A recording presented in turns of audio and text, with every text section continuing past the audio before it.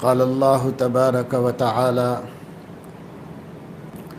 يا أيها الناس اتقوا ربكم إن زلزلة الساعة شيء عظيم يوم ترونها تذهل كل مرضعة عما أرضعت وتضع كل ذات حمل حملها وترى الناس سكارى وما هم بسكارى ولكن عذاب الله شديد. وقال تعالى: اقترب للناس حسابهم وهم في غفلة معرضون.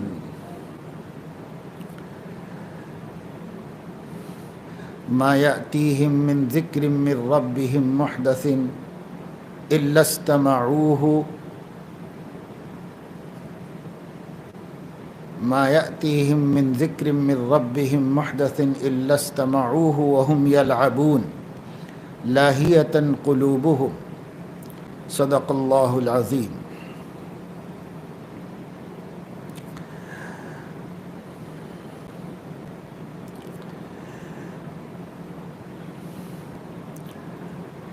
جو سلسلہ منجیات کا اور اپنے دل کو منور کرنے کے اسباب کا چل رہا ہے، یہ اس کی آخری کڑی ہے، ذکر الموت وما بعدہ. ہر آدمی کو چاہیے کہ وہ اپنے دل کو موت کی یاد دہانی کراتا رہے، اپنے دل میں یہ صفت پیدا ہو جائے کہ وہ اپنے آپ کو اپنی موت اور اپنی انجام کے بارے میں توجہ دہانی کراتا رہے. موت کا تصور اور موت کا تذکرہ غفلت اور انہماک فی الدنیا کا بہترین علاج ہے. وہی لوگ آخرت سے غافل ہوتے ہیں اور اس دنیا کی جھنجھٹوں میں منہمک اور مشغول ہو جاتے ہیں جن کے سامنے موت اور ما بعد الموت کے حالات نہیں ہیں. موت کو تو سب مانتے ہیں اس بات سے کہ موت ایک ایسی حقیقت ہے جس کا کوئی عقل مند انکار نہیں کر سکتا،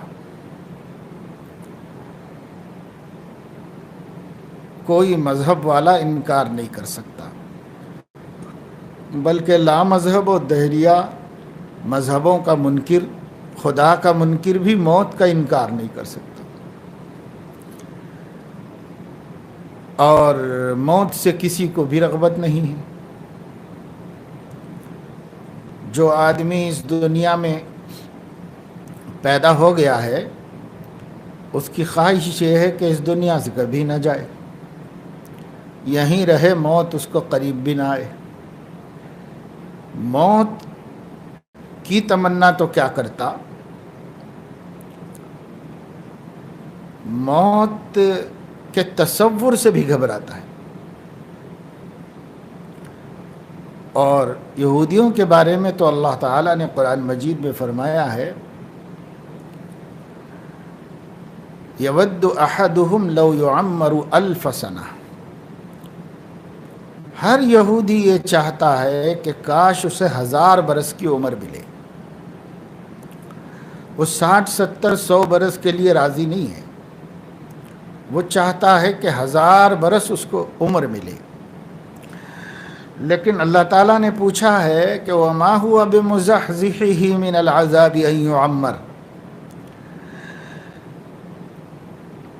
اگر چلو کسی کو 1000 برس مل بھی جائے زندگی اور عمر، تو اس کے بعد مرنے سے اور اللہ کے عذاب سے ان کو کون بچانے والا ہے؟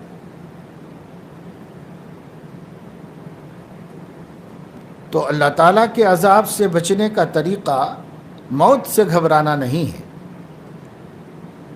بلکہ اللہ تعالیٰ کے عذاب سے بچنے کا طریقہ عذاب سے بچنے والے اعمال میں مشغول ہونا ہے اور اس کے اندر لگنا ہے۔ جب موسیٰ علیہ السلام کے پاس فرشتہ آیا ملک الموت، اور انہوں نے ان کی روح قبض کرنی چاہی، اجازت طلب کی احترام کی وجہ سے، تو انہوں نے ایک زوردار تماچا اس کو رسید کیا۔ ان کو جینے کی ہوس تو نہیں تھی، لیکن انسانیت کو نجات دلانے کی فکر تھی۔ اس فکر کے لیے ان کو، اس فکر کی وجہ سے ان کو عمر چاہیے تھی، موقع چاہیے تھا، تو ملک الموت کو ایک تماچا رسید کیا۔ وہ اللہ تعالیٰ کے حضور میں حاضر ہوئے اور جو کچھ پیش آیا وہ عرض کیا۔ اللہ تعالیٰ نے ان کی آنکھ درست کر دی، اور پھر اس کے بعد ان کو بھیجا اور ان سے کہا کہ جاؤ میرے پیغمبر سے کہو کہ ایک بیل کے اوپر وہ ہاتھ رکھ دیں، ان کے ہاتھ کے نیچے جتنے بال اس کی کھال کے، جتنے بال ان کے ہاتھ کے نیچے آئیں گے، اتنے سال ان کو اور مہلت دے دی جائے گی۔ تو ظاہر ہے کہ ایک بیل کے کھال پر جو بالوں کا تسلسل ہوتا ہے، اور ایک انسان کے پورے ہاتھ کے نیچے آئیں گے، ہزاروں آئیں گے بال۔ کتنے چاہیے؟ جتنے بال ان کے ہاتھ کے نیچے آ جائیں گے اتنے سال مل جائیں گے زندگی۔ اس نے آ کر پھر یہ بات اللہ تعالیٰ کی طرف سے ان کے سامنے رکھی، تو انہوں نے پوچھا کہ اس کے بعد کیا ہوگا؟ تو فرشتے نے کہا اس کے بعد پھر میں حاضر ہو جاؤں گا اور روح مبارک نکال کے لے کے چلا جاؤں گا، ہونا تو یہی ہے، کبھی بھی یہی ہونا ہے۔ انہوں نے فرمایا جب اتنے دن کے بعد بھی مرنا ہی ہے تو پھر چلو ابھی چلیں گے۔ چلنے کے لیے تیار ہو گئے۔ تو انسان میں کے اندر فطری طور پر مرنے کی خواہش نہیں۔ جو اللہ کے نیک بندے ہیں ان کو عبادت کے لیے زندگی کی ہرس ہے کہ صاحب مریں گے قبر میں پڑے رہیں گے، نہ نماز نہ روزہ۔ کچھ زندگی میں موقع مل جائے راتوں کو شب بیداری کرنے کا، تہجد گزاری کرنے کا، آہوزاری کرنے کا موقع مل جائے، کچھ موقع مل جائے ہمیں اور زندگی میں کہ ہم تلاوت کی لذت سے محظوظ ہوں، اور تھوڑی زندگی مل جائے کہ راہ خدا میں جہاد کر کے اللہ کے بندوں کو اللہ کے وحدانیت اور بندگی پر لے آئیں، اور تھوڑی زندگی مل جائے کاش کہ ہم اللہ کا ذکر کریں۔ تو اللہ کے نیک بندے بھی کچھ جینا چاہ رہے ہیں، لیکن اپنی اپنی دینی اور ایمانی مشغولیتوں کی دلچسپی کی وجہ سے خدا تعالیٰ کی بندگی کے واسطے جینا چاہتے ہیں، اور جو بے ایمان ہیں، اللہ سے غافل ہیں، دین سے غافل ہیں، وہ بھی نہیں مرنا چاہ رہے ہیں، لیکن ان کا نہ مرنا موت سے گھبراہٹ کی وجہ سے ہے۔ انہیں پتہ ہے کہ مریں گے تو پکڑے جائیں گے، اس وجہ سے وہ مرنا نہیں چاہ رہے۔ یا پھر خواہشات نفسانیاں پورے ہوئے نہیں تو وہ چاہتے ہیں کہ نفسانی خواہشات ابھی، اور جیسے کہا گیا ہے کہ 1000 آرزویں ایسی کہ ہر آرزو پہ دم نکلے۔ بہت نکلے میرے ارمان، لیکن پھر بھی کم نکلے، تو کم ہی ہے۔ پوری عمر انسان کی خواہشات پوری ہونے کا نام ہی نہیں لیتی۔ حضور علیہ السلام نے ایک دفعہ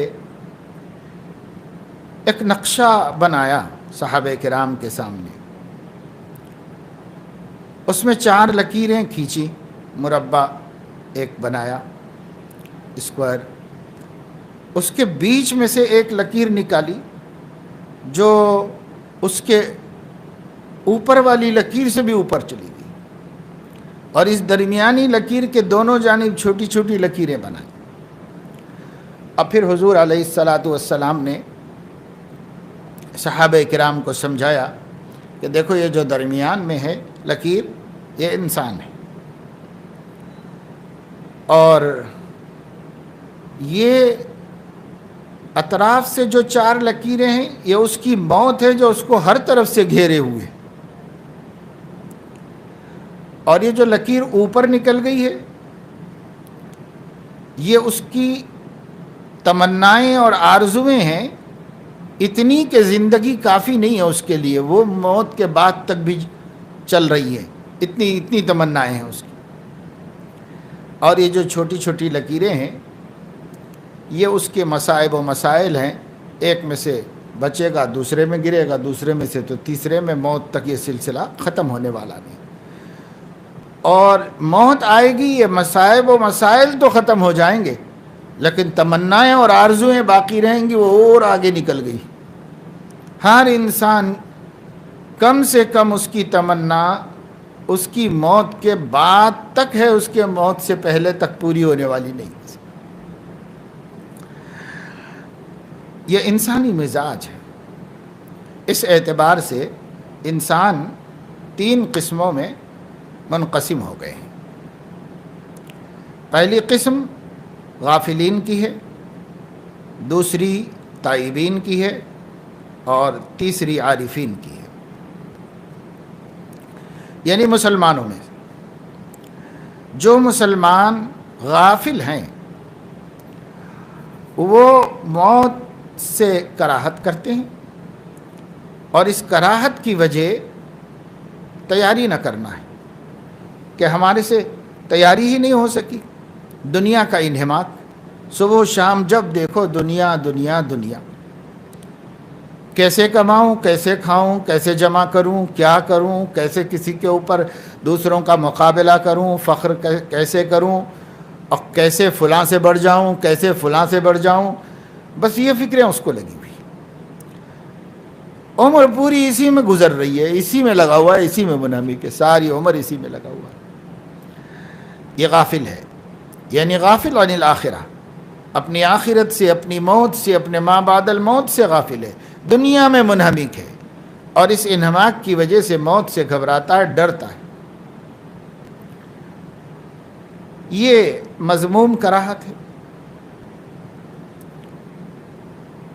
دوسرا شخص تائب ہے. تائبین جو ہیں جن سے غفلت بھی ہوتی رہتی ہے اور توبہ بھی کرتے رہتے ہیں، اور وہ اللہ تعالیٰ سے مصالحت بھی کرتے رہتے ہیں، صلح ہوتی رہتی ہے ان لوگوں کی، پھر ٹوٹتی رہتی ہے. یہ تائبین ہیں. اور تائبین بھی مرنے سے کراہت محسوس کرتے ہیں، ڈرتے گھبراتے ہیں، لیکن ان کا مرنے سے کراہت محسوس کرنے میں یہ معذور ہے، اس لیے کہ وہ موت سے نہیں ڈرتے ہیں، وہ اس بات سے ڈرتے ہیں کہ میں ابھی تیار نہیں ہوں حساب دینے کے لیے، اللہ تعالیٰ کا سامنا کرنے کے لیے ابھی میں تیار نہیں ہوں، اور تیار نہیں ہوں اس لیے موت سے ڈرتے ہیں کہ صاحب تھوڑی مہلت اور مل جائے تو میں ذرا سا اور اپنے کو سنوار لوں، اپنے کو صحیح بندہ بنا لوں، اور کچھ بندگی اور صحیح طریقے سے درست کر لوں، تاکہ اللہ کے سامنے جانا ہے تو کچھ جانے کے قابل تو ہو جائیں، کسی درجے میں تو ہو جائیں. تو اس فکر کی وجہ سے مرنے سے کراہت محسوس کرتا ہے، یہ معذور ہے، کیونکہ وہ مہلت چاہتا ہے اپنی اصلاح کے واسطے، اپنے کو اللہ تعالیٰ کی بارگاہ میں حاضری کے لائق بنانے کے واسطے مہلت چاہتا ہے، اس لیے مرنے سے ڈرتا ہے، گھبراتا ہے. تو یہ معذور ہے، اس کی کراہت معذوری ہے. اور اس کے بعد عارفین ہیں جو مرنے سے کراہت نہیں محسوس کرتے، مرنے کے متمنی ہیں. جیسے حدیث شریف میں آتا ہے کہ حضرت حذیفہ ابن یمان رضی اللہ تعالی عنہ جب ان کا موت کا وقت قریب آیا تو انہوں نے اللہ تعالیٰ سے عرض کیا کہ اے میرے اللہ، تو اچھی طرح جانتا ہے کہ مجھے غربت اور ناداری مالداری سے زیادہ محبوب ہے، اور بیماری صحت سے زیادہ محبوب تھی، اور تجھے معلوم ہے کہ موت زندگی سے زیادہ پسندیدہ ہے مجھے، اور آپ کے لقاء کے شوق میں تو دنیا میں جینے کا خواہش مند بھی نہیں ہوں، میں چاہتا ہوں کہ مروں اور آپ کی خدمت میں حاضر ہو کر آپ کی ملاقات کروں۔ تو اے میرے پروردگار، آپ میرے لیے موت کو آسان کر دیجئے کہ میں آپ سے مل لوں۔ فسہل لی موتی، میری موت کو میرے لیے آسان کر دیجئے، میرے مرنے کو آسان کر دیجئے، حتی القاک، تاکہ میں آپ سے ملاقات کر لوں، آپ کی خدمت میں حاضر ہو جاؤں۔ یہ ان کے ذہن میں یہ دعا تھی مرنے سے پہلے کہ مرنے کو جلدی کر دی، موت کی جلدی کر دیجئے تاکہ جلدی آؤں اور جلدی آپ سے مل لوں۔ کبھی زندہ رہنے کی تمنا نہیں ہوئی۔ ایک صحابی رسول ہیں، اور انہوں نے جب یہ دعا کی، اس سے پتہ چلا کہ اللہ تعالیٰ کے کچھ عارف بندے ہیں، ان عارفین کا مزاج یہ ہے کہ وہ لوگ موت کے متمنی ہیں، جینے کے متمنی نہیں۔ یہ عارفین کا مزاج ہے، کیونکہ انہوں نے دنیا کی حقیقت سمجھ لی اور آخرت کی حقیقت بھی سمجھ لی، لہٰذا آخرت کو دنیا پر ترجیح دی انہوں نے۔ غافلین کو چونکہ آخرت کی حقیقت نہیں سمجھ میں آئی، نہ ہی وہ دنیا کی حقیقت کو سمجھ سکے، اس لیے وہ دنیا کو آخرت پہ ترجیح دیتے ہیں، اور عارفین آخرت کو دنیا پہ ترجیح دیتے ہیں، اور آخرت میں جانے کا سبب موت ہے۔ موت کے بغیر کیسے آخرت میں جائیں گے؟ لہٰذا موت کے لیے بھی وہ تیار ہیں، اور اس کی بھی تمنا کر رہے ہیں کہ موت آ جائے، اس کی تمنا کر رہے ہیں۔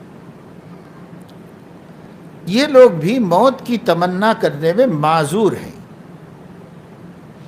موت کی جلدی کرنے میں معذور ہیں، کیونکہ اللہ تعالیٰ کی محبت کی بے چینی اور اللہ تعالیٰ کے ملنے کا شوق ان کو پردیس میں رہنے نہیں دیتا کہ بھئی کسی طرح پہنچ جائیں جلدی سے اپنے وطن، اور اپنے مالک مہربان مولا کو دیکھیں اور ان کے پاس پہنچ جائیں۔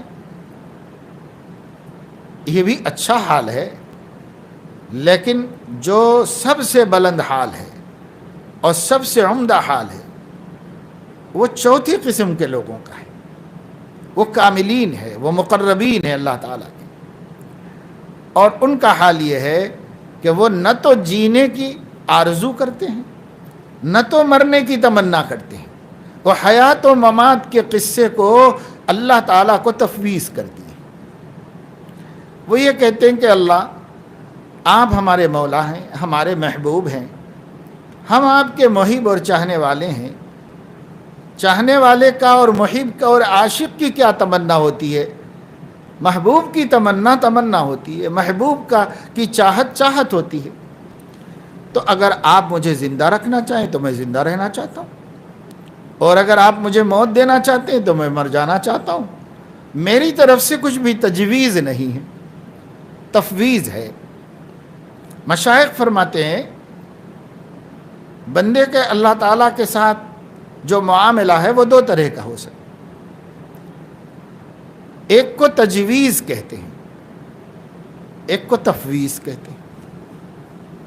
تجویز کے معنی ہے اپنی طرف سے کوئی رائے رکھنا، میں یہ چاہتا ہوں، میں جینا چاہتا ہوں، میں مرنا چاہتا ہوں، میں مہلت چاہتا ہوں، میں یہ چاہتا ہوں، اپنی طرف سے کوئی رائے رکھنا اللہ تعالیٰ کے ساتھ، یہ تجویز ہے۔ اور ایک تفویض ہے، تفویض کے معنی ہے اپنی کوئی رائے نہیں، بس اپنے آپ کو سپرد کر دیں، حوالے کر دیں، اور یہ کہیں کہ آپ دیکھیے ہمارے لیے کیا بہتر ہے وہ کیجیے، زندہ رکھنا بہتر ہے زندہ رکھیے، مارنا بہتر ہے موت دیجیے، بیماری بہتر سمجھتے ہیں آپ تو بیماری دیجیے، صحت بھی بہتر سمجھتے ہیں صحت دیجیے، ہماری کوئی رائے نہیں، ہم اپنے آپ کو آپ کے حوالے کر دیتے ہیں، بس ہم عافیت چاہتے ہیں اور اپنے کو آپ کے حوالے کر دیتے ہیں، پھر آپ جس حال میں رکھیں ہم اس میں راضی برضا ہے۔ یہ تفویض کا مقام ہے۔ تجویز میں مشائخ فرماتے ہیں کہ تجویز والے مزاج میں تشویش ہے، تجویز کا انجام تشویش ہے. کیا کہ اب ایسا نہیں ہوگا تو دھیان پریشان ہوگا، اور انسان طرح طرح کے وساوس میں مبتلا ہوگا، یا انتظار کرتا رہے گا کہ بھئی میں یہ اللہ کے سامنے تجویز رکھا تھا، ابھی تک کچھ نہیں ہوا، ابھی تک کچھ نہیں ہوا. تو بہرحال وہ اس کے لیے تشویش کا سبب ہے. تجویز اپنی رائے رکھنا، اللہ تعالیٰ کے معاملات میں اپنی رائے رکھنا تجویز ہے، اور تجویز تشویش کا سبب ہے. اور اپنی رائے سے دستبردار ہو کر خدا تعالیٰ کے حوالے ہو جانا یہ تفویض ہے، اور تفویض کا انجام تسکین ہے، سرور ہے، اطمینان ہے. معاملہ اللہ کی سپرد کر دیا میں نے، کوئی معاملہ پیش آیا تو اپنی رائے کے بغیر اللہ کے حوالے کر دیا کہ اللہ پاک یہ مسئلہ آپ کے حوالے ہے، آپ میرے خیر خواہ ہیں اور مجھے آپ بہتر جانتے ہیں، میرے لیے کیا بہتر ہے آپ وہ مجھے عطا فرما دیجیے. تو جو اعلیٰ درجے کے لوگ ہوتے ہیں، مقربین بارگاہ ہوتے ہیں، جنہیں اللہ تعالیٰ کی کامل معرفت حاصل ہو گئی ہے، ان کاملین کا حال یہ ہوتا ہے کہ وہ تجویز سے دستبردار ہو کر تفویض و تسلیم کو اختیار کر لیتے ہیں. سپرد کر دو بس اپنے آپ کو، اللہ تعالیٰ کے حوالے کر دو. تو یہ مقام سب سے اونچا مقام ہے. تو موت کے سلسلے میں بھی اب لوگوں کی 4 قسمیں ہو گئیں. ایک غافلین ہیں جن کو موت کی فکر ہی نہیں، یہ مجرم ہیں اور اللہ تعالیٰ کے ناراضگی اور اللہ تعالیٰ کی خفگی کے مستحق ہیں. دوسرے وہ لوگ ہیں جو تائبین ہیں، وہ گرتے پڑتے سنبھلتے بہرحال چل رہے ہیں رستہ، اللہ تعالیٰ ہی کی طرف جا رہے ہیں. میں نے کی ہیں کچھ اس طرح سے طے منزلیں، ہم نے کی ہیں کچھ اس طرح سے طے منزلیں، پہلے گرے، گر کر اٹھے، اٹھ کر چلے. تو ایسے تو اللہ کے بندے چلتے رہتے ہیں. اور جیسے کہا جاتا ہے آنسو گرا رہا ہوں جگہ چھوڑ چھوڑ کے، یعنی آج روئے کل غافل ہوئے اور پھر پرسوں اللہ کے سامنے حاضر ہو گئے، پھر غفلت طاری ہوئی، پھر اللہ تعالیٰ کے سامنے آئے، پھر توبہ کی، پھر کچھ دن صحیح رہے، پھر غفلت طاری ہوئی، پھر گڑھے میں گرے، پھر نکلے اور پھر ٹھوکر کھائے، پھر کھڑے ہو گئے. چل رہا ہے سلسلہ بس اسی طریقے سے، گرتا جا رہا ہے سنبھلتا جا رہا ہے، گرتا جا رہا ہے سنبھلتا جا رہا ہے. تو یہ غافلین میں سے نہیں ہے، یہ تائبین میں سے ہے. تائبین بھی اللہ کے محبوب بندے. اب یہ جو تائبین ہیں ان کو بھی موت سے بہت ڈر لگتا ہے. وہ غافل کو تو موت کا نام ہی سننا نہیں ہوتا. میں نے اپنے بس خاندانی بزرگوں سے جو بڑے علماء گزرے ہیں ماشاءاللہ، بہت علم والے فضل والے تھے، ان سے سنا کہ انہوں نے دور دیکھا ہے نواب میر عثمان علی خاں کا. مسلم حیدرآباد جو نظام اسٹیٹ تھا اس کو انہوں نے دیکھا ہے، ان کا دور دیکھے ہوئے ہیں. تو وہ لوگ بتاتے تھے کہ نواب میر عثمان علی خان صاحب رہتے تھے کنگ کوٹھی میں. ان کا پیلس جو اب ہاسپٹل بن گیا وہ دربار تھا، اور اس کے بعد جو ویران پڑا ہوا ہے وہ ان کا گھر رہائش کا مکان تھا، اور وہ خود اس کے سامنے کی پہاڑی پر مسجد جودی کے صحن میں مدفون ہے. تو وہاں سے وہ اپنے مہمانوں کا استقبال کرنے کے لیے فلک نما جایا کرتے تھے. وہاں مہمانوں سے ملتے تھے، وہاں بات چیت ہوتی تھی کرتی تھی. تو فلک نما ان کو کنگ کوٹھی سے لے کر کے نئے پل سے اور چار مینار سے ہوتے ہوئے فلک نما جانا پڑتا تھا، وہی سڑک تھی وہ جانے کی. تو انہوں نے یہ ہدایت دے رکھی تھی اپنے انتظامیہ کو کہ بنا دربار کے آفس میں اطلاع کے مکہ مسجد میں کوئی جنازہ نہ لے جایا جائے، کیونکہ لوگ بڑی مسجد ہونے کی وجہ سے جنازے وہاں لے جا کے پڑھنا چاہتے تھے۔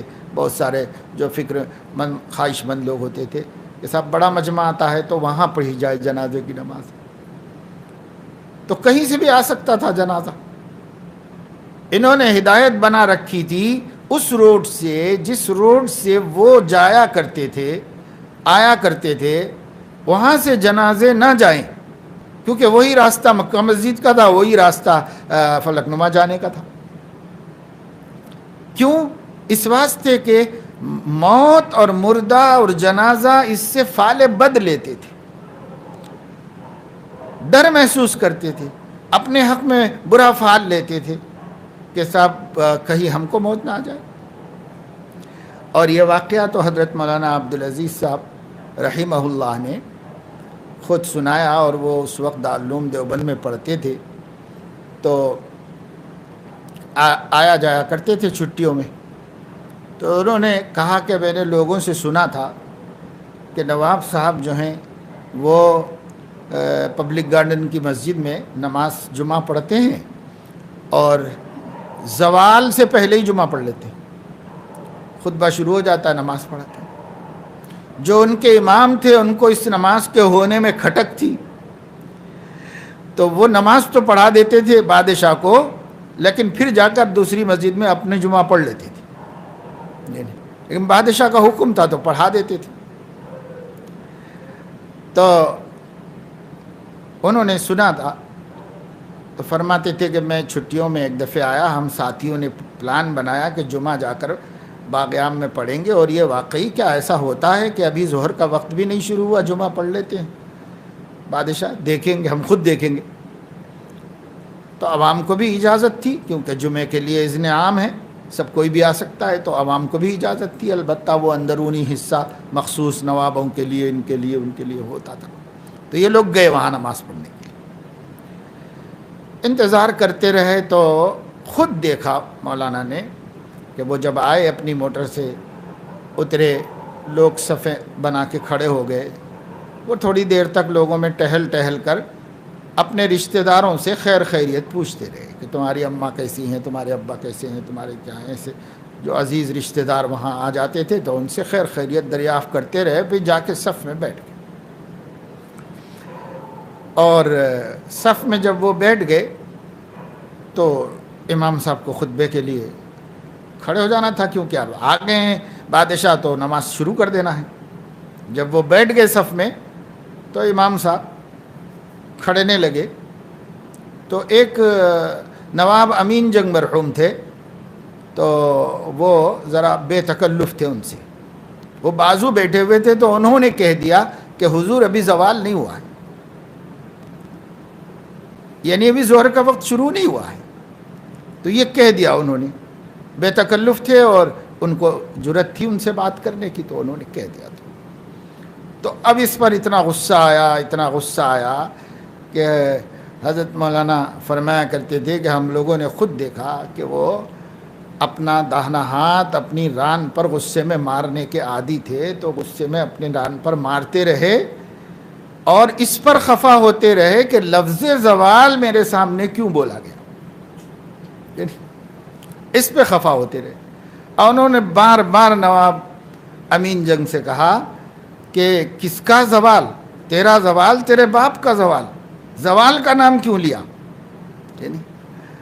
تو یہ اتنا ڈر اور خطرہ ان کو بیٹھا ہوا تھا، بادشاہوں کو۔ تو اب یہ تو باتیں ایسی ہوتی ہیں کہ بادشاہوں کے بارے میں لوگ افسانے بھی بناتے ہیں، لیکن یہ تو ایک بڑے عالم نے خود اپنے سے دیکھا اور سنا ہوا تھا۔ تو بہرحال لفظ زوال بھی سننا نہیں چاہتا، موت کا لفظ سننا نہیں چاہتا، موت کا تذکرہ سننا نہیں چاہتا۔ ارے بھئی یہ کیا بات ہے، یہ چھوڑو دوسری بات کرو۔ یہ تو اسی وجہ سے نبی پاک صلی اللہ علیہ وسلم نے فرمایا کہ یہ جو لذتوں کو کاٹ دینے والی چیز ہے، اس کو یاد کیا کرو کثرت سے۔ وہ کیا چیز ہے؟ تو کہا الموت، اکثروا ذکر حازم اللذات، اکثروا ذکر حازم اللذات۔ نبی نے اتنا ہی فرمایا کہ لذتوں کو کاٹنے والی، لذتوں کو بے مزہ کرنے والی چیز کو ذرا کثرت سے یاد کیا کرو۔ وہ کیا ہے؟ تو آگے الموت کہا جاتا ہے، یعنی موت ہی مراد تھی حضور علیہ الصلوۃ والسلام کی، کہ موت کو کثرت سے یاد کرو۔ فائدہ کیا ہے؟ فائدہ یہ ہے موت کو بار بار یاد کرنے سے اور مرنے والوں کے حالات کو سوچنے سے اور مقابر کو جانے اور قبرستانوں کی زیارت کرنے سے آدمی کو جو ہے دنیا کی چیزوں میں لذت نہیں ملتی، بے لذت ہو جاتی ہیں چیزیں، بد مزہ ہو جاتی ہیں دنیا کے عیش، دنیا کے آرام۔ جب یہ ہو جاتا ہے تو فطری طور پر رجوع اللہ کی توفیق ہو جاتی ہے، اللہ کی طرف رجوع اور توبہ کی توفیق اور آخرت اور اپنا انجام یہ یاد آنا لگتا ہے۔ اس لیے غفلت کے علاج کے طور پر موت کے تذکرے کا حکم دیا گیا ہے۔ تو اسی وجہ سے 10واں عنوان امام غزالی رحمۃ اللہ علیہ نے ذکر الموت وما بعدہ قائم کیا، کہ موت اور موت کے بعد کا تذکرہ، یہ تذکرہ ہوتے رہنا چاہیے خلوتوں میں اپنے نفس سے، حدیث نفس کے طور پر۔ جیسے آدمی اپنے آپ سے باتیں کرتا رہتا ہے، بہت سی باتیں کرتا رہتا ہے، اس کے اندر بڑے بڑے پلان بناتا ہے، جیسے کہتے شیخ چلی کے پلان بناتا رہتا ہے، پھر کیا ہوگا، پھر کیا ہوگا، پھر یہ کروں گا، پھر یہ کروں گا، پھر یہ کروں گا، پھر یہ کروں گا۔ تو حدیث نفس ہے وہ، یعنی آدمی اپنے آپ ہی سے باتیں کرتا رہتا ہے، سوچتا ہے کہ ایسا کرنا چاہیے، ویسا کرنا چاہیے، یہ حدیث نفس ہے۔ پھر اندر سے کوئی جواب ملتا ہے، پھر اس کا کوئی جواب آتا ہے، پھر اس کا کوئی جواب آتا ہے، ایسی باتیں اکیلے میں بھی چلتی رہتی۔ تو حدیث نفس میں بھی موت کا تذکرہ کرو، وہاں بھی موت کو یاد کرو، اور حدیث غیر میں بھی جب دوسرے کے ساتھ بات چیت ہو رہی ہو تو اس میں بھی کسی عنوان سے موت کو لاؤ۔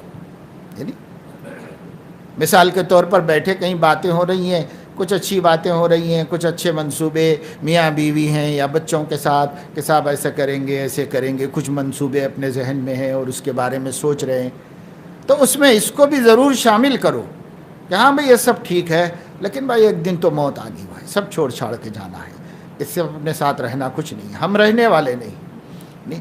حضور علیہ الصلاۃ والسلام نے فرمایا کہ فَهُوَ ذَاهِبٌ وَتَارِكُهُ لِلنَّاسِ، آدمی نے اپنی زندگی میں دنیا سے جتنا فائدہ اٹھا لیا، اور جب موت آ جائے گی تو خود تو اپنا رخت سفر باندھے گا اور سب دوسرے کے لیے چھوڑ کے جائے گا۔ اسی کو حضور علیہ السلام نے صحابہ کرام کو موت ذہن میں رکھنے کے لیے اس عنوان سے ایک دفعہ فرمایا کہ بھئی کون ہے آپ لوگوں میں جو دوسرے کے مال کی رکھوالی کر رہا، دوسرے کے لیے کما رہا ہے اور دوسرے کے مال کی نگرانی میں اپنی زندگی برباد کر رہا ہے۔ لوگوں نے کہا یا رسول اللہ کون کرے گا، یہ کیا ضرورت ہے دوسروں کے مال کی حفاظت ہم کرتے بیٹھے؟ تو فرمایا کر تو رہے، وہ یہ کہ جس مال کی تم حفاظت کر رہے ہو، جس مال کے پیچھے اپنی ساری صلاحیتیں لگا رہے ہو، سارا وقت کھپا رہے ہو، وہ تمہارا تو نہیں ہے، تمہارے وارثین کا مال، تمہارا کہاں ہے؟ تم جتنا زندگی میں فائدہ اٹھا لو گے، باقی کس کا ہے؟ باقی تو بال بچوں کا ہے، جو شرعی وارث بنیں گے ان کا مال ہے، ان کے لیے تم اپنی ساری زندگی لگا رہے ہو اور اپنی آخرت کی فکر نہیں کر رہے ہو۔ تو طرح طرح حضور علیہ السلام نے صحابہ کو یاد دہانی کرائی ہے، کیونکہ خود حضور علیہ السلام کو ہر وقت موت یاد رہتی۔ بعض کتابوں میں لکھا ہوا ہے کہ آپ نے حضرت عمر رضی اللہ تعالیٰ عنہ سے پوچھا تھا کہ تم زندگی پر کتنا اعتماد کر سکتے ہو؟ انہوں نے کہا کہ یا رسول اللہ، ظہر کی نماز پڑھنے کے بعد عصر کی نماز پڑھنے میں جتنا وقت لگتا ہے بس اتنا بھی میں نہیں سمجھتا کہ میں زندہ رہوں۔ حضرت ابو بکر سے پوچھا گیا انہوں نے کہا کہ عصر کی نماز سے مغرب کی نماز میں جو وقت ہوتا ہے، کبھی گھنٹے بھر کا، کبھی اس سے بھی کم، کبھی 5-10 منٹ زیادہ، اتنا بھی میں اپنے نفس پہ بھروسہ نہیں کرتا۔ تو اپنا حال حضور علیہ الصلاۃ والسلام نے فرمایا، پانی پینے کے لیے پیالہ منہ کے قریب لے جاتا ہوں اور مجھے یہ اطمینان نہیں ہے کہ زندگی میں پی لوں گا۔ پیالے میں پانی لیا اور اپنے منہ کے قریب لے گئے، اور زندگی پر اتنا بھروسہ بھی نہیں ہے کہ میں وہ زندگی میں پی سکوں گا، اس کا بھی بھروسہ نہیں ہے، ہو سکتا ہے کہ اس کے پینے سے پہلے ہی موت آ جائے۔ تو منہ کے پاس پیالہ ہو اور پینے میں کتنا ٹائم لگتا ہے؟ یہ نبی کا اپنا مقام تھا، مراقبے کا، مراقبے موت کا، نبی کا اپنا مقام تھا۔ تو موت کا مراقبہ کرے انسان، بار بار کرے، بار بار سوچے۔ اگر دل بہت سخت ہو رہا ہے، دنیا داری سے نکل نہیں پا رہا ہے، اسی میں الجھا ہوا ہے، اپنی موت آخرت یاد نہیں آ رہی ہے، اس کا حل بھی یہی۔ حضرت عائشہ رضی اللہ تعالیٰ عنہ کی خدمت میں ایک خاتون آئی اور انہوں نے کہا کہ اماں جان میرا دل بہت سخت ہو گیا ہے۔ تو حضرت عائشہ رضی اللہ تعالیٰ عنہ نے انہیں نصیحت فرمائی کہ اکثری ذکر حاذب اللذات، دیکھو موت کو بار بار یاد کرو، کثرت سے موت کا ذکر کرو، موت کے بارے میں سوچو۔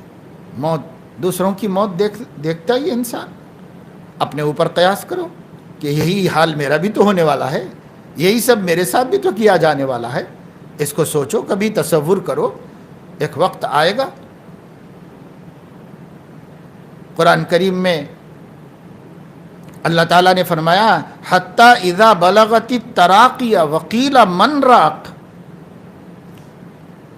جب انسان کی موت آ گئی اور اس کے جو تیماردار ہیں، گھر کے لوگ ہیں، وہ کہنے لگے کہ بھائی ارے بھائی کوئی ہے علاج کرنے والا، کوئی ہے اس مشکل کو، اس پریشانی کو، اس سکرات کو دور کرنے والا۔ والتفت الساق بالساق، اب پھر اس کے بعد جب روح نکلنا شروع ہو گئی تو پنڈلیاں پنڈلیوں کے ساتھ جڑ گئی اور سیدھی ہو گئی۔ الی ربک یومئذ المساق، اب وقت آ گیا اپنے رب کے پاس جانے کا، اپنے رب کی طرف سفر شروع ہو گیا، جانے کا وقت آ گیا۔ قرآن نے یاد دلایا موت کا، بھائی موت کو یاد رکھو، سوچو کہ بھائی لوگ آ رہے ہیں، گڑبڑ کر رہے ہیں، پریشان ہو رہے ہیں، ایمبولنس آ رہی ہے، دواخانے لے جایا جا رہا ہے، اور وہاں لے جا کر کے ڈاکٹر کہہ رہے ہیں کہ نہیں صاحب اب کچھ امید نہیں ہے، لے جائیے آپ گھر کو واپس۔ پھر لے جایا جا رہا ہے، واپس لایا جا رہا ہے، اور روح ہمارے قدموں سے نکلتے نکلتے نکلتے اوپر تک چلی گئی، یہاں تک کہ ناک ٹیڑھی ہو گئی اور جو ہے آنکھوں کا پانی خشک ہو گیا، ختم، نکل گئی جان۔ اب اس کے بعد کیا ہے؟ اس کے بعد کیا ہے بھائی؟ جو ہے اطلاع ہو رہی، لوگوں میں اطلاع ہو رہی کہ صاحب فلاں صاحب اب نہیں رہے۔ ایک بزرگ فرماتے ہمیشہ اس پہ ذہن رہو، آخرت کی تیاری کرتے رہو، پتہ نہیں کل تمہارا نام کیا ہو جائے۔ آج ہم دوسروں کے بارے میں کہہ رہے ہیں کہ ہمارے والد صاحب مرحوم اور ہمارے دادی صاحبہ مرحومہ، آج ہم ایسی بات کر رہے ہیں، بس کل تمہارے نام کے ساتھ کیا لگنے والا ہے، تمہارا نام کل کیا ہونے والا ہے۔ آج تم زندہ کہلاتے ہو، کل تم میت کہلاؤ گے، مردہ کہلاؤ گے۔ بلاؤ بھائی نہلانے والے کو، دلانے والے کو بلاؤ، کفن لاؤ، کپڑا لاؤ، تیاری کرو، نہلاؤ دھلاؤ، وہ تختہ، وہ ڈولا، وہ ہر چیز جو ہماری سفر آخرت کا سامان ہے، سوچو۔ لوگ کہتے ہیں میرا دل بہت کمزور ہے، میرے سامنے مت ذکر کرو موت کا، میرے سامنے کسی کی بیماری کا ذکر مت کرو، میرے سامنے کسی کی موت کا ذکر مت کرو۔ تو کیا اگر ڈرو گے تو نہیں آئے گی موت؟ اگر موت سے ڈرو گے تو موت نہیں آئے گی؟ کیا نواب میر عثمان علی خان کو موت نہیں آئی؟ جو زوال کا نام نہیں سن سکتے تھے، ان کے آبا و اجداد میں 7 بادشاہت میں مرے ہیں، زوال انہوں نے نہیں دیکھا۔ یہ 8ویں بادشاہ تھے جنہوں نے زوال دیکھا، اقتدار ہاتھ سے چلا گیا، اور اسی وجہ سے انہوں نے وصیت کی کہ مجھے مکہ مسجد کے شاہی قبرستان میں نہ دفن کیا جائے، اس لیے کہ وہاں جتنے ہیں ان میں سے کسی نے زوال نہیں دیکھا ہے، آخر سانس تک، مرنے تک وہ بادشاہ رہے ہیں، بادشاہت کا زوال انہوں نے نہیں دیکھا ہے، اور ان لوگوں کو وہاں ایک کے بعد ایک دفن کیا گیا ہے۔ ان کی بھی جگہ تھی وہاں، لیکن انہوں نے وصیت کر دی کہ بھائی مجھے وہاں نہ دفن کیا جائے، میں اپنے آبا و اجداد کے سامنے شرمندہ ہوں گا، اس واسطے کہ ایسا بادشاہ ہوں جو بادشاہت سے محروم ہو کر تخت و تاج چھننے کے بعد آیا ہوں برزخ میں۔ تو ہمارے بڑے تو بولیں گے ہم تو آخر تک مالک کے تخت و تاج تھے، اب تو بیچ میں سے چھوڑ کے آ گیا۔ تو اپنے بڑوں سے شرما کے انہوں نے دوسری جگہ دفن کرنے کے لیے کہا گیا، تو ان کو الگ دوسری جگہ دفن کیا گیا۔ تو جو لفظ زوال بھی نہیں سننا چاہتا تھا اور اس لفظ سے بچنے کے واسطے زوال سے پہلے نمازیں پڑھ لیا کرتا تھا، اس کا بھی کیا ہوا؟ زوال آیا کہ نہیں آیا؟ زوال آیا، کسی بادشاہ کو نہیں آیا، یہی موصوف کو زوال آیا۔ زندگی میں اقتدار سے محروم ہونا پڑا اور زندگی میں تخت و تاج سے محروم ہونا پڑا۔ تو یہ اللہ تعالیٰ کا نظام ہے۔ کیا گھبرانے سے موت نہیں آئے گی؟ کیا ڈرنے سے موت نہیں آئے گی؟ اللہ تعالیٰ نے قرآن مجید کے اندر ارشاد فرمایا ہے کہ ان زلزلۃ الساعۃ شیء عظیم۔ یہودیوں ہی کے بارے میں، منافقین کے بارے میں اللہ تعالیٰ نے فرمایا قل ان الموت الذی تفرون منہ، قل ان الموت الذی تفرون منہ فانہ ملاقیکم۔ آپ کہہ دیجئے نبی صلی اللہ علیہ وسلم، یقیناً وہ موت جس سے تم بھاگتے ہو، گھبراتے ہو، ان الموت الذی تفرون منہ، جس سے تم بھاگتے ہو، ڈرتے ہو، گھبراتے ہو، ذکر تک نہیں سننا چاہتے ہو، فَإِنَّهُ مُلَاقِيكُمْ ثُمَّ تُرَدُّونَ إِلَىٰ عَالِمِ الْغَيْبِ وَالشَّهَادَةِ۔ نہ صرف یہ کہ وہ موت تم سے مل کے رہے گی، نہ صرف یہ کہ وہ موت آ کے رہے گی تم کو، بلکہ تم تردون الی عالم الغیب والشہادہ، غیب اور حاضر سب کے جاننے والے کی طرف لوٹائے جاؤ گے، یعنی اللہ کے سامنے، عالم الغیب والشہادہ کے سامنے تم لوٹائے جاؤ گے۔ فَيُنَبِّئُكُم بِمَا كُنتُمْ تَعْمَلُونَ، پھر تمہیں وہ اس دن جتا دے گا، دکھا دے گا، بتا دے گا جو کچھ تم دنیا میں عمل کرتے تھے، سب، اچھا تو اچھا، برا تو برا۔ فَمَن يَعْمَلْ مِثْقَالَ ذَرَّةٍ خَيْرًا يَرَهُ وَمَن يَعْمَلْ مِثْقَالَ ذَرَّةٍ شَرًّا يَرَهُ۔ ذرے کے برابر، یعنی ذرہ سب سے چھوٹی چیز کو کہتے ہیں، اس کو ایٹم کہتے ہیں، ایٹم وہ ذرہ ہے، جس کو عربی میں ذرے کی تعریف کی جاتی ہے جزء الذی لا یتجزا، یعنی وہ پتھر کا ٹکڑا جس کا اور ٹکڑا نہ ہو سکے، بس آخری ٹکڑا، اب اس میں دو نہ ہو سکے، اس کی تقسیم نہ ہو سکے، اس کو ذرہ کہتے ہیں۔ اور وہی ایٹم، چونکہ اس کو توڑا نہیں جا سکتا، تو کسی سائنٹسٹ نے اس پر ریسرچ کر کے امریکہ کے پریزیڈنٹ کو بتایا تھا کہ سب سے قیمتی، دنیا کا سب سے جو مضبوط ترین پتھر ہے، اس پتھر کا ذرہ یعنی آخری جز، اگر اس جز کو توڑا جائے تو پوری دنیا ہلاک ہو سکتی ہے، برباد ہو سکتی ہے۔ تو اس نے اس پر ریسرچ کرنے کے احکامات جاری کیے اور اس کے لیے پیسہ فراہم کیا، اور اس نے جب اس کی تحقیق کی اور ایسا ایٹم تیار کر لیا، دنیا کی سب سے مضبوط دھات کا ذرہ اس نے تیار کر لیا۔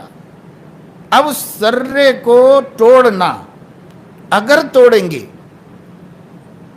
تو چونکہ اس کا ٹوٹنا مشکل ہے، تو اس کو توڑنے کے لیے ایک بہت بڑی طاقت کا استعمال کرنا پڑے گا، جس سے وہ ٹوٹے گا تو اس کے بسٹ ہونے سے ملک تباہ ہو سکتے ہیں۔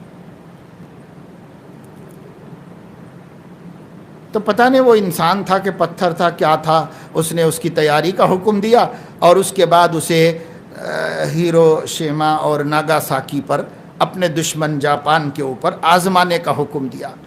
جس نے یہ دریافت کیا تھا اس نے ہاتھ جوڑے کہ سرکار اس کا حکم مت دیجیے آپ، لیکن اس نے کہا کہ نہیں، آزماؤ۔ آزمایا گیا، اتنا خطرناک حادثہ ہوا، لاکھوں لوگوں کی زندگی صبح ہوتے ہوتے ختم ہو گئی، آنے واحد میں شہر کے شہر ویران ہو گئے، برباد ہو گئے۔ اور نہ صرف یہ بلکہ کہا جاتا ہے کہ آج تک اس دھماکے کے متاثرین کی اولاد معیوب پیدا ہوتی، لولی، لنگڑی اور مختلف عیبوں کے ساتھ، یعنی اس کے اثرات اب آج تک ہیں، آج تک باقی۔ تو خیر، ذرہ سب سے چھوٹی چیز، یہ بات ہے، ذرہ سب سے چھوٹی چیز، ذرے کے برابر بھی نیکی ہوگی، لائی جائے گی، دکھائی جائے گی، اور بدی اور گناہ ہو تو گناہ بھی لایا جائے گا اور دکھایا جائے گا۔ ایک کوئی چھوٹی سے چھوٹی بات، صرف ابرو سے اشارہ کر کے کوئی گناہ کیا ہو، وہ بھی عمل نہیں چھپے گا، وہ بھی لایا جائے گا۔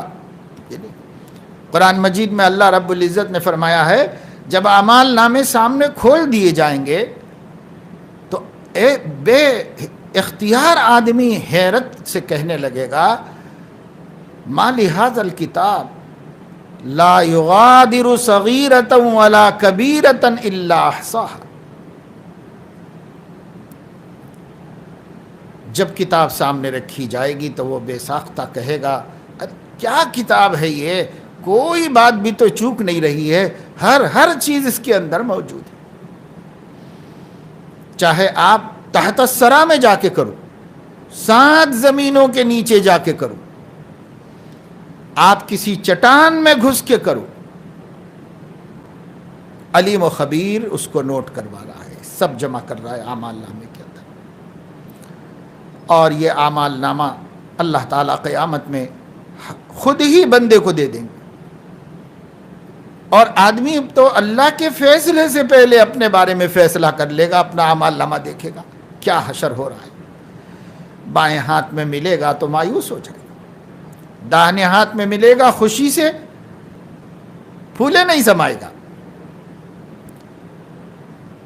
میں مثال دیتا ہوں، جیسے بچوں کا امتحان ہوتا ہے، چھوٹی چھوٹی جماعت کے بچے ہوتے ہیں، جب ان کا امتحان ہوتا ہے اور ان کے رزلٹ ان کو دیے جاتے ہیں، بچے لے کے آتے ہیں رپورٹ، تو اگر اس کے اندر گڈ لکھ دیا جاتا ہے، ویری گڈ لکھ دیا جاتا ہے، آج کل اسٹار لگائے جاتے ہیں، 1 اسٹار، 2 اسٹار، 3 اسٹار لگے ہوئے ہیں اس کے اندر، تو یہ چھوٹے معصوم بچے پوری چھٹیوں کا ان کا کھیل یہ ہے، ان کی خوشی یہ ہے، ہر آنے والے کو اپنی رپورٹ لا کے دکھاتے ہیں، ہر آنے والے کو رپورٹ لا کے دکھاتے ہیں، دیکھیے ویری گڈ ہے میرا، دیکھیے میں پاس ہوں، دیکھیے میں یہ لا کے ہر آنے والے کو بتاتے ہیں۔ ان کا کھیل، ان کی خوشی، منتہائے تمنا ان بچیوں کی یہ ہوتی ہے کہ وہ اپنا رزلٹ بتائیں لوگوں کو۔ اللہ تعالیٰ بھی فرما رہا ہے کہ جب قیامت کے دن اعمال نامہ داہنے ہاتھ میں ملے گا، نہیں وہ خوشی سے پھولے نہیں سمائے گا، نہیں ایک کو پکڑ کے کہے گا، ہاؤم اقرؤ کتابیہ، میرا رزلٹ دیکھو، میرا نتیجہ دیکھو، چھوٹے بچوں کی طرح جو نظر آئے گا اس کو پکڑے گا، کہے گا ہاں اقرؤ کتاب، ارے آؤ یار میرا دیکھو رزلٹ کیا ہے، میری کتاب دیکھو کیسی ہے۔ انی ظننت انی ملاق حسابیہ، مجھے یقین تھا کہ یہ دن آنے والا ہے، زندگی میں مجھے یقین تھا کہ یہ دن آنے والا ہے، اور میں اس دن رسوا ہونا نہیں چاہتا تھا، میں اس دن اپنے کو ذلت میں ڈالنا نہیں چاہتا تھا، اس لیے دنیا کی ہر تکلیف اور کلفت برداشت کر کے میں اللہ کو راضی کرنے میں لگا رہا، تو دیکھو آج ہمارا رزلٹ ویری گڈ، اللہ خوش ہے۔ فَهُوَ فِي عِيشَةٍ رَاضِيَةٍ فِي جَنَّةٍ عَالِيَةٍ قُطُوفُهَا دَانِيَةٌ كُلُوا وَاشْرَبُوا هَنِيئًا بِمَا أَسْلَفْتُمْ فِي الْأَيَّامِ الْخَالِيَةِ۔ جتنی دنیا میں تم نے تکلیفیں اٹھائیں، حلال و حرام کی تمیز کی اور خواہشات کو دبایا اور مجھے خوش کرنے کے لیے پھونک پھونک کے قدم رکھا، میرے بندے بہت تکلیف تو نے اٹھائی میرے لیے، اب فَهُوَ فِي عِيشَةٍ رَاضِيَةٍ، اپنی مرضی کی زندگی میں جاؤ، اپنے من کی اپنی چاہتوں کی زندگی میں چلے جاؤ، فی جنت عالیہ، بلند جنتوں کے اندر۔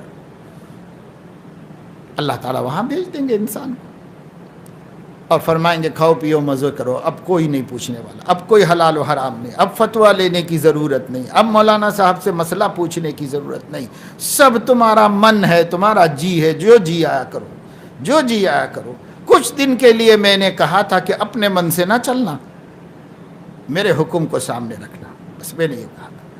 جب ہمارے ابا جان کو اور ہماری اماں جان کو جنت سے نکال کے اللہ تعالیٰ نے اس دنیا میں بھیجا، تو اللہ تعالیٰ نے فرمایا جاؤ دنیا میں رہو اب، اور اما یأتینکم منی ھدی فمن تبع ھدایا فلا خوف علیہم ولا ھم یحزنون، میرے پاس سے تمہارے پاس نظام ہدایت آئے گا، احکامات آئیں گے، جو کوئی بھی ان احکامات کی پیروی کرے گا اس کو نہ دنیا میں کوئی غم ہے اور نہ آخرت میں کوئی ڈر ہے۔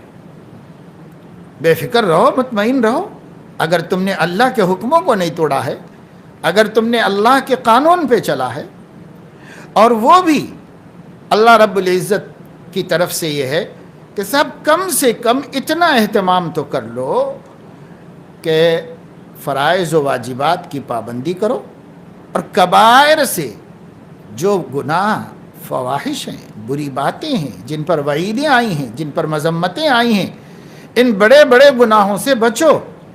جو تمہارے سیئات ہیں اور جو تمہارے لمم ہیں، اللہ تعالیٰ ان کو خود تمہاری موت سے اس کا کفارہ کر دے، یعنی وضو کفارہ ہے سیئات کا، چھوٹے چھوٹے گناہوں کا وضو کفارہ ہے، نماز کفارہ ہے، روزہ کفارہ ہے، حج کفارہ ہے گناہوں سے۔ یہ اعمال سے تو ہمارے گناہوں کا کفارہ ہو رہا ہے، لیکن چھوٹی چھوٹی لغزشیں اور گناہ جن کو سیئات کہا جاتا ہے، یہ سیئات چاہے کتنے بھی رہ گئے ہوں ہماری زندگی میں، اگر ہم نے کبائر سے اپنے کو بچایا ہے، اگر ہم نے فرائض و واجبات کا اہتمام کیا ہے، اب بڑے بڑے گناہوں سے اپنے کو محفوظ رکھا ہے، تو اللہ پاک اللہ کے نبی صلی اللہ علیہ وسلم نے فرما رہے ہیں الموت کفارۃ للمؤمن، موت بھی اللہ یعنی موت میں جو سختی ہوگی، موت میں جو تکلیف ہوگی، بعض روایات میں ہے کہ سکرات یعنی روح نکلنے کی تکلیف تلوار کی 70 کانٹوں سے زیادہ ہے، تلوار کے 300 زخموں سے زیادہ ہے۔ اوہ کتنی تکلیف موت کی ہے کہ ہمارے نبی صلی اللہ علیہ وسلم جیسے کوہ استقامت، پہاڑ جن کی صبر کے سامنے ہیج تھا، ان کے بھی زبان پر تھا لا الہ الا اللہ ان للموت سکرات، اللہ کے علاوہ کوئی معبود نہیں، لوگوں موت بہت سخت ہے، موت بہت سخت ہے، ان للموت سکرات، موت کی بہت سختی ہے۔ اسی سختی کو نبی فرما رہے ہیں کفارۃ للمومن بنا دے گا اللہ تعالیٰ، مومن کے چھوٹے چھوٹے جتنے گناہ ہوں گے، لغزشیں، خطائیں، بھول چوک اور نسیان اور مومن کی جو لغزشیں ہیں، سب اللہ تعالیٰ اس موت کی سختی سے دھو دے گا، مٹا دے گا، ختم کر دے گا، بشرطے کہ بڑے بڑے گناہوں سے ہم بچے ہوئے ہوں یا توبہ کیے ہوئے ہوں۔ ان تجتنبوا کبائر ما تنہون عنہ نکفر عنکم سیئاتکم وندخلکم مدخلا کریما۔ اگر تم بڑے بڑے گناہ جن سے منع کیا گیا ہے، ڈرایا گیا ہے، روکا گیا ہے، رک گئے، باز آ گئے، تو ہم تمہاری چھوٹی چھوٹی باتوں کو خود ہی معاف کر دیں گے، اور خود ہی معاف کر کے تم کو مدخل کریم میں داخل کریں گے، یعنی اپنے میزبانی کے اعلیٰ مقام جنت عدن میں، جنت الفردوس میں اللہ تمہیں داخل کریں گے۔ یعنی ان تجتنبوا کبائر ما تنہون عنہ، اگر تم بڑے بڑے گناہوں کو چھوڑ دو۔ ایک جگہ فرمایا الذین یجتنبون کبائر الاثم والفواحش واذا ما غضبوا هم یغفرون۔ اللہ کے چہیتے بندے وہ ہیں جو بڑے بڑے گناہوں سے بچتے ہیں اور فحش کاموں سے، بے حیائی کے کاموں سے بچتے ہیں، اور جب کسی پہ غصہ آتا ہے تو درگزر کر دیا کرتے ہیں۔ یہ اللہ کے پیارے اور چہیتے بندے۔ ایک جگہ فرمایا والذین یجتنبون کبائر الاثم والفواحش الا اللمم ان ربک واسع المغفرہ۔ جو لوگ بڑے بڑے گناہوں سے بچتے ہیں، الا اللمم، ہاں مگر لغزشیں چھوٹی موٹی ہوتی رہتی ہیں ان سے، تو ان ربک واسع المغفرہ، یقیناً آپ کا رب بہت مغفرت، وسیع مغفرت والا ہے، بہت معاف کرنے والا ہے۔ تو جو موت کا تصور رکھے گا، جو موت کو یاد کرے گا، جو موت کے بارے میں بار بار سوچے گا، بھائی تمہارے گھبرانے کا فائدہ کیا ہے؟ کیا گھبرانے والے نہیں مرے؟ بعض لوگ ایسے ہیں جو کسی میت کے گھر نہیں جاتے، کسی کو پرسا نہیں دیتے، کسی مرنے والے کی بات نہیں سننا چاہتے، کہتے میرا دل بہت نرم ہے، میرا دل بہت چھوٹا ہے، مجھے ہول ہوتی ہے، مجھے گھبراہٹ ہوتی ہے۔ تو گھبراہٹ ہوتی ہے تو کیا تم کو موت نہیں آنے والی؟ اسی کو اللہ نے صاف کر دیا، ان الموت الذی تفرون منہ فانہ ملاقیکم۔ اور ایک دوسری جگہ پر فرمایا اللہ تعالیٰ نے قرآن مجید میں کہ اینما تکونوا یدرککم الموت، اینما تکونوا، کہیں رہو تم، کہیں رہو، کہیں چھپو، یدرککم الموت، موت تمہیں پکڑے گی، اس کو کوئی چیز رکاوٹ نہیں ہے آنے کے واسطے۔ وَلَوْ كُنْتُمْ فِي بُرُوجٍ مُشَيَّدَةٍ، چاہے تم مضبوط قلعوں میں اپنے کو چھپا لو، مضبوط قلعے۔ پہلے زمانے میں قلعے بنائے جاتے تھے پتھروں کی، نہایت مضبوط، دیکھو ابھی تک پرانے قلعے موجود ہیں، ابھی تک مضبوط ہیں۔ ابھی آپ حیدرآباد میں ہو تو دیکھو گولکنڈہ قلعے کے دروازوں میں جاؤ، ابھی تک وہ دروازے، وہ کمانیں، ان کی پتھروں کو تو گرانا بھی مشکل ہے، کبھی بنائے ہوں گے بنانے والے۔ 2-2 گز کی دیوار ہے موٹی، اب اس میں کیا گھسے گا؟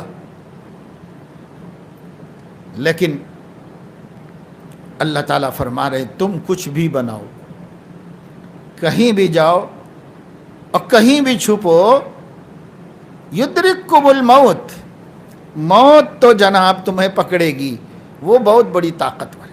دیکھو دنیا والوں نے ایسے ایسے ایٹم بم بنائے ہیں اور ایسے ایسے میزائل تیار کیے ہیں، جو پہاڑوں کی غاروں میں کوئی چھپا ہوا ہو تو کہتے ہیں کہ کئی میٹر کے پہاڑوں کو وہ چھنی کر کے وہاں پہنچ جاتے ہیں۔ افغانستان میں تورا بورا کے غاروں میں امریکہ نے کیسے کیسے میزائل داغے، جو اس کے نیچے یعنی پہاڑ کی جڑوں میں بنائی گئی جو ہے رہائش گاہوں اور چھپنے کی جگہوں کے اندر تک پہنچ گئے، وہاں جا کے میزائل وہاں اندر تک پہنچ گیا۔ تو دنیا میں اتنے خطرناک قسم کے پہاڑ ہیں تورا بورا کے، جب اس کے لیے بھی دنیا کی عقلوں نے اور دنیا والوں کی طاقتوں نے پہنچنے کے قابل چیز بنا لی ہے، تو اللہ نے جو موت بنائی ہے وہ کتنی طاقتور ہوگی، کہاں چھپو گے، کہاں جا کے بچو گے اس سے، یہ اللہ نے بنائی۔ یدرککم الموت اینما تکونوا یدرککم الموت۔ اور مجھے یاد آیا کہ امام قرطبی رحمہ اللہ نے اپنی تفسیر الجامع لاحکام القرآن میں یہ آیت اینما تکونوا یدرککم الموت کے تحت ایک واقعہ بیان فرمایا ہے۔ واقعات اور قصص کے ذریعے سے قرآن مجید کی باتوں کو سمجھنے میں مدد ملتی ہے، اس وجہ سے مفسرین بیان کرتے ہیں۔ تو امام قرطبی رحمۃ اللہ علیہ فرماتے ہیں کہ کسی علاقے میں ایک آدمی تھا جو غریب مزدور آدمی تھا، بڑا جفاکش محنتی تھا، بہت محتاج غریب تھا، بے حیثیت قسم کا تھا بستی میں۔ اس کو کوئی اللہ کا نیک بندہ کہیں مل گیا راستے میں، جیسے ہم لوگ کہتے ہیں بابا لوگ، فقیر لوگ، یعنی بہت سے تو ادھر ادھر ہم کو گھومتے پھرتے نظر آتے ہیں، یہ تو مجانین ہیں، یہ مجذوب نہیں، مجنون لوگ ہیں، جن کی عقل ماری گئی ہوتی ہے، تو بیچارے اپنے اللہ کی طرف سے تو مرفوع القلم ہے، اپنے آپ میں نہیں رہتے۔ لیکن ہمارے ہاں بھی کچھ ایسی بد اعتقادیاں لوگوں کے اندر رائج ہو گئی ہیں کہ حضرت مولانا شیخ الاسلام تقی عثمانی صاحب دامت برکاتہم حیدرآباد تشریف لائے تھے، ہماری مسجد میں ان کا بیان تھا، تو بیان میں ایک بات ایسی قسم کی کوئی نکلی تو اس وقت فرمایا تھا، بہت پرانی بات ہے، یہ فرمایا تھا بھائی آج تو ہمارا حال یہ ہو گیا ہے کہ اگر کوئی آدمی کرتا اتار دے تو آدھا ولی، اور پاجامہ بھی اتار دے تو پورا ولی ہو۔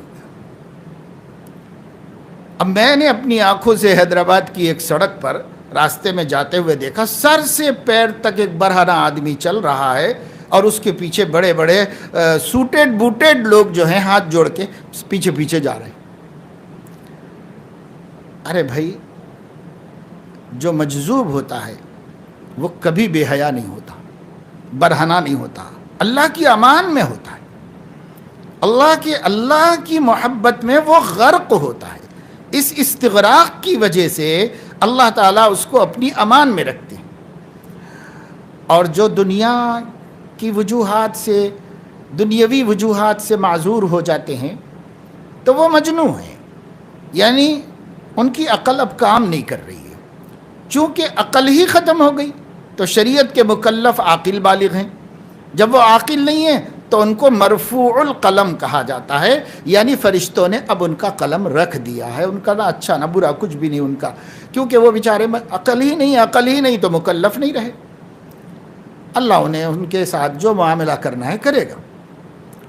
تو لوگ مجنونوں کو مجذوب سمجھ کے ان کے پیچھے پھرا کرتے ہیں اور سمجھتے ہیں کہ اگر یہ کچھ کہہ دیں تو کام بن جائے گا، حالانکہ علماء اور مشائخ نے فرمایا کہ جو لوگ مجذوب ہیں، یعنی اللہ تعالیٰ کے دھیان میں غرق ہو گئے ہیں اور ان پر ایک خاص حال طاری ہے، اور وہ اللہ والے لوگ ہیں جن کو ہم ان کی زندگی کو ہم جانتے ہیں، ان کے حالات کو جانتے ہیں، گناہوں میں مبتلا نہیں ہیں، برے کاموں میں مبتلا نہیں ہیں، بے حیائی میں مبتلا نہیں ہیں، اللہ کی امان میں، ان سے بھی علماء فرماتے ہیں کہ نہ دعا کرانا چاہیے نہ نصیحت طلب کرنا چاہیے۔ کیوں؟ اس واسطے کہ وہ بھی ایک بے خودی کی کیفیت میں ہے، کوئی بری بات کہہ دیں یا بد دعا کر دیں تو قبول بھی ہو جا سکتی ہے اللہ تعالیٰ کی، تو نہ ان سے دعا کرانا چاہیے اور نہ ان لوگوں سے ہم کوئی نصیحت کی بات پوچھنا چاہیے، کیونکہ کوئی غلط بات بول دیں گے، آپ کو عقیدت ہے آپ اس پہ چلیں گے، حالانکہ وہ خلاف شرع ہوگی، تو وہ بے خودی کے عالم میں۔ تو جب مجذوبوں کا یہ حکم ہے، اللہ والوں کا جو بے خودی کے عالم میں ہوں، تو مجنونوں اور پاگلوں کا کیا ہے کہ صاحب آپ ان کے پیچھے پھر رہے ہیں اور ان سے دعائیں منگوا رہے ہیں، اور اپنی جوان بیٹیوں کو لے جا کے شادی کے لیے، اولاد کے لیے ان سے ہاتھ رکھوا رہے ہیں سر کے اوپر، اور وہ کوئی بھی بے حیائی کا کام کر رہے ہیں، آپ گوارا کر رہے ہیں، کیا مسلمانوں کی جو ہے مت ماری گئی ہے، عقل برباد ہو گئی ہے؟ کیا ہو گیا ہے؟ پڑھے لکھے لوگ ایسے کام کرتے ہیں تو اور بھی زیادہ حیرت ہوتی ہے، کہاں گئی ان کی سمجھ؟ یہ سب کیا ہے؟ یہ کون سا دین ہے اور کون سے مذہب کی تعلیمات ہیں؟ کہیں نہیں ہے یہ سب۔ لیکن یہ بدفعلی ہے۔ لیکن یہ ضرور ہے کہ اللہ کے کچھ نیک بندے ہوتے ہیں جن کا اللہ تعالیٰ کے ساتھ ایک خاص تعلق ہوتا ہے، لیکن وہ اپنے آپ کو مخلوق میں مٹا دیتے ہیں، رہتے ایسے ہیں جیسے بالکل ایک عام سیدھے سادے بھولے بھالے آدمی۔ انہی لوگوں کی جو تعریف آئی ہے تو اس سے دھوکہ ہو گیا عام لوگوں کو، اور وہ ہر کسی کو سمجھتے ہیں کہ یہ سب وہی لوگ ہیں۔ لو اقسم علی اللہ لابرہ، اگر وہ اللہ کے نام پہ قسم کھا کے بیٹھے تو اللہ پوری کر کے دکھا دے۔ ایسے خاص بندے اللہ تعالیٰ کے ہوتے ہیں، آج بھی ہیں۔ اگر وہ اللہ سے ضد کریں، اللہ ان کی ضد کو قبول کر لیتا ہے، کیونکہ وہ اس مقام پر ہیں، مقام ناز پر ہیں۔ ہم تو ایسی گستاخی نہیں کر سکتے، ہم استدعا کر سکتے ہیں، التجا کر سکتے ہیں، لیکن بعض بندے ناز کے اس مقام پر ہوتے ہیں کہ وہ اللہ سے ضد لے کے بیٹھتے ہیں کہ نہیں، یہ ہونا ہی ہے، مجھے بارش چاہیے، یہ چاہیے، تو اللہ سنتے ہیں، کیونکہ انہوں نے اللہ کو اتنا خوش کیا ہوا ہے اور اللہ ان سے اتنا راضی ہو چکا ہے۔ ایسے کوئی بندے ہوتے ہیں، خود حدیث میں حضور علیہ السلام ہمیں اس کی خبر دے رہے ہیں کہ ایسے بندے ہوتے ہیں۔ صحابہ میں بھی تھے بعض ایسے بندے۔ تو بہرحال ایک کوئی ایسا بندہ مل گیا اس مزدور کو، اس مزدور نے ان کو کھانا وانا کھلایا، ان کی کچھ مدارات کی، خدمت کی۔ جب وہ جانے لگے تو انہوں نے اس سے کہا کہ دیکھ بھائی، تو نے میرے ساتھ احسان کیا ہے، میں بھی تیرے ساتھ ایک احسان کر دیتا ہوں۔ وہ یہ ہے کہ تیرے یہ حالات بہت دن تک نہیں رہیں گے، بہت جلدی تیرے حالات بدل جائیں گے اور تو بہت مالدار آدمی ہو جائے گا۔ اس شہر میں نہیں رہے گا تو یہاں سے ہجرت کر کے دوسرے کسی شہر میں چلا جائے گا، جہاں تو اپنا محل بنائے گا اور اپنا فارم ہاؤس بنائے گا، اور تیرے پاس سواریاں ہوں گی، اور تیرے پاس یہ ہوگا، حشم خدم ہوں گے، نوکر ہوں گے، اور تو اپنی رہائش کے لیے بہت شاندار قلعہ تعمیر کرائے گا، اور تو ایک ایسی حسین اور خوبصورت عورت سے نکاح کرے گا جس نے 100 مرتبہ بدکاری کی ہوگی، اور اس کے بعد تو جو ہے اس گھر میں رہے گا، اور ایک دن تیری موت آئے گی، ایک مکڑی کے زہر سے آئے گی۔ اب پتہ نہیں اس وقت ان کی یہ کیا کیفیت تھی کہ انہوں نے اس کے بارے میں جو ہونے والا تھا اللہ تعالیٰ کی طرف سے جان گئے تھے اور انہوں نے بتا دیا اس کو۔ خیر، اس نے کہا، اس نے اپنی موجودہ حالت پہ نظر کی تو کچھ بھی سمجھ میں نہیں آیا اس کو، لیکن کچھ حالات ایسے ہوئے کہ ہوتے ہوتے وہ مزدوری کر رہا تھا جا کر کے ساحل پر، تو وہاں اس کو بڑی برکت ہو گئی۔ پھر وہ کشتیوں میں سفر کر کے کام کرنے لگا اور اس سے اور مال کمایا، اور پھر اس کے بعد خود بزنس شروع کیا اور خوب دولت کمایا، اور دیکھتے دیکھتے کروڑ پتی ارب پتی لوگوں میں ہو گیا۔ اس نے سوچا کہ یہ گاؤں میں تو ہمارا خاندان بدنام ہے، یہ گاؤں میں کیا، دوسری جگہ دوسرے شہر کو پسند کر لیا، اور ایک دوسرے شہر میں جا کر وہاں اس نے اپنی تعمیرات کی، وہ بہت بڑا فارم ہاؤس بنایا، اور 20 نوکر خدمت گزار یہ وہ سب رکھے، جیسے جیسے اسے بتایا گیا تھا وہی سب ہوتا چلا گیا۔ اور اسی طریقے سے ہوتے ہوتے اس نے پھر ارادہ کیا کہ صاحب میں بہت بڑی، پورے شہر کی سب سے بڑی حسینہ سے نکاح کروں۔ لوگوں کو بتایا، مشاتوں کو بتایا، رشتے لگانے والوں کو بتایا، تو ان لوگوں نے دیکھا، کہا کہ شہر میں ایک بہت خوبصورت عورت ہے، بہت خوبصورت عورت ہے، اس سے خوبصورت کوئی نہیں ہے، آپ دیکھیں گے تو آپ خود بھی اس کو پسند کر لیں گے۔ تو جب اس کو اس کے بارے میں بتایا گیا تو اس نے اس کے پاس پیغام بھیجا، اس نے قبول کر لیا اور نکاح ہو گیا، اپنے محل میں آرام سے شان سے رہنے لگا اور حشم خدم نوکر۔ چونکہ اس کو بتایا گیا تھا کہ ایک مکڑی سے موت آنے والی، تو اس نے مستقل کئی غلام اس محل میں صرف مکڑیوں کی نگرانی پہ رکھے کہ کہیں کوئی مکڑی نظر نہ آئے، کہیں کوئی جالا نہ بننے پائے، کوئی مکڑی دکھائی نہ دے یہاں پہ۔ ان کا کام صرف مکڑیوں سے اس عمارت کی حفاظت کرنا تھا، خاص طور سے اس کے خلوت خانے کی، جہاں وہ آرام کرتا تھا، جہاں سوتا تھا۔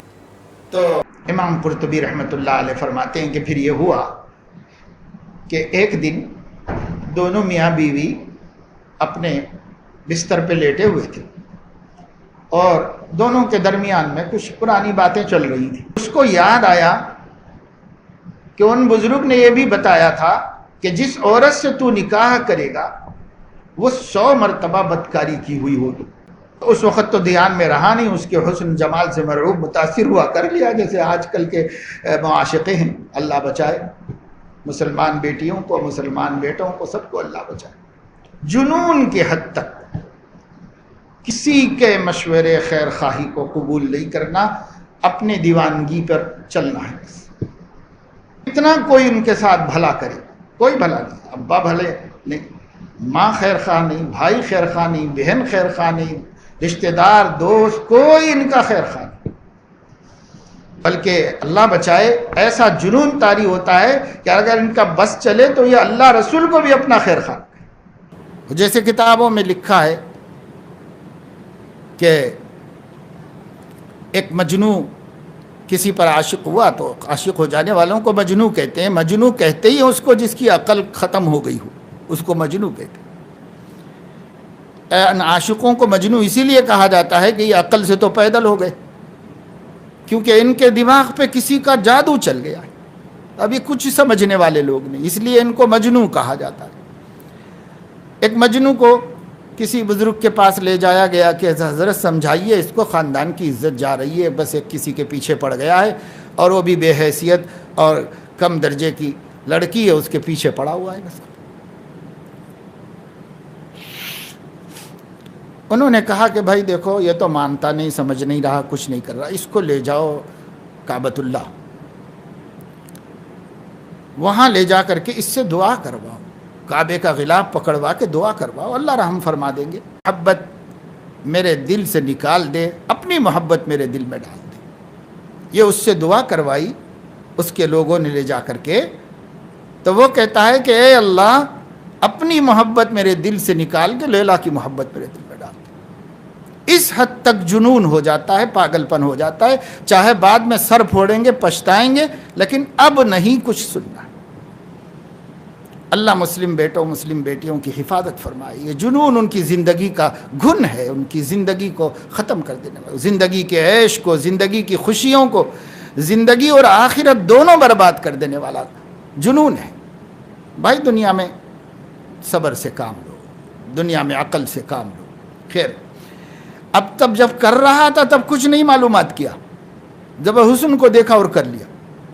اب ایک دن یاد آیا کہ صاحب وہ تو ایسی ویسی ہوگی، جب یہ تو جب ہر بات پوری ہو رہی ہے تو کہیں یہ بھی ایسی تو نہیں ہے۔ تو لیٹے لیٹے بستر پہ اپنی پرانی داستان سنا رہا تھا، اس میں یہ قصہ سنا دیا کہ ایسا ایسا مجھے بزرگ نے کہا تھا، ہر بات پوری ہو گئی، ہر بات پوری ہو گئی۔ اس سے کہا کہ تمہارے بارے میں بھی انہوں نے ایسی بات کہی تھی۔ تو وہ تھوڑی دیر چپ رہی اور اس کے بعد کہنے لگی کہ بات سچی اگر میں بتاؤں تو واقعہ یہ ہے کہ میں آپ سے نکاح کرنے سے پہلے 100 آدمیوں سے بدکاری کرا چکی، اب وہ بھی پوری ہو گئی۔ اب یہ باتیں کرتے کرتے اس کی بیوی کی نظر پڑی چھت پر، تو ایک مکڑی نظر آئی، تو وہ کہنے لگی یہی مکڑی ہے جس سے آپ کی موت آنے کے لیے کہا گیا تھا۔ تو اب اس کے فاختے اڑ گئے اور حیران پریشان ہو گیا۔ اس نے کہا کیسے رہ گئی، کیسے چھوٹ گئی، یہ کیا، بہت ناراض ہوا اور چیخ پکار کیا اور کسی طریقے سے اس کو نیچے گرایا اور اپنی ایڑی سے رگڑ دیا۔ وہ اتنی زہریلی تھی کہ اس کا زہر اس کی ایڑی میں چڑھ گیا اور وہاں سے جو بڑھتا چلا گیا اسی رات میں مر گیا، وہ ختم ہو گیا۔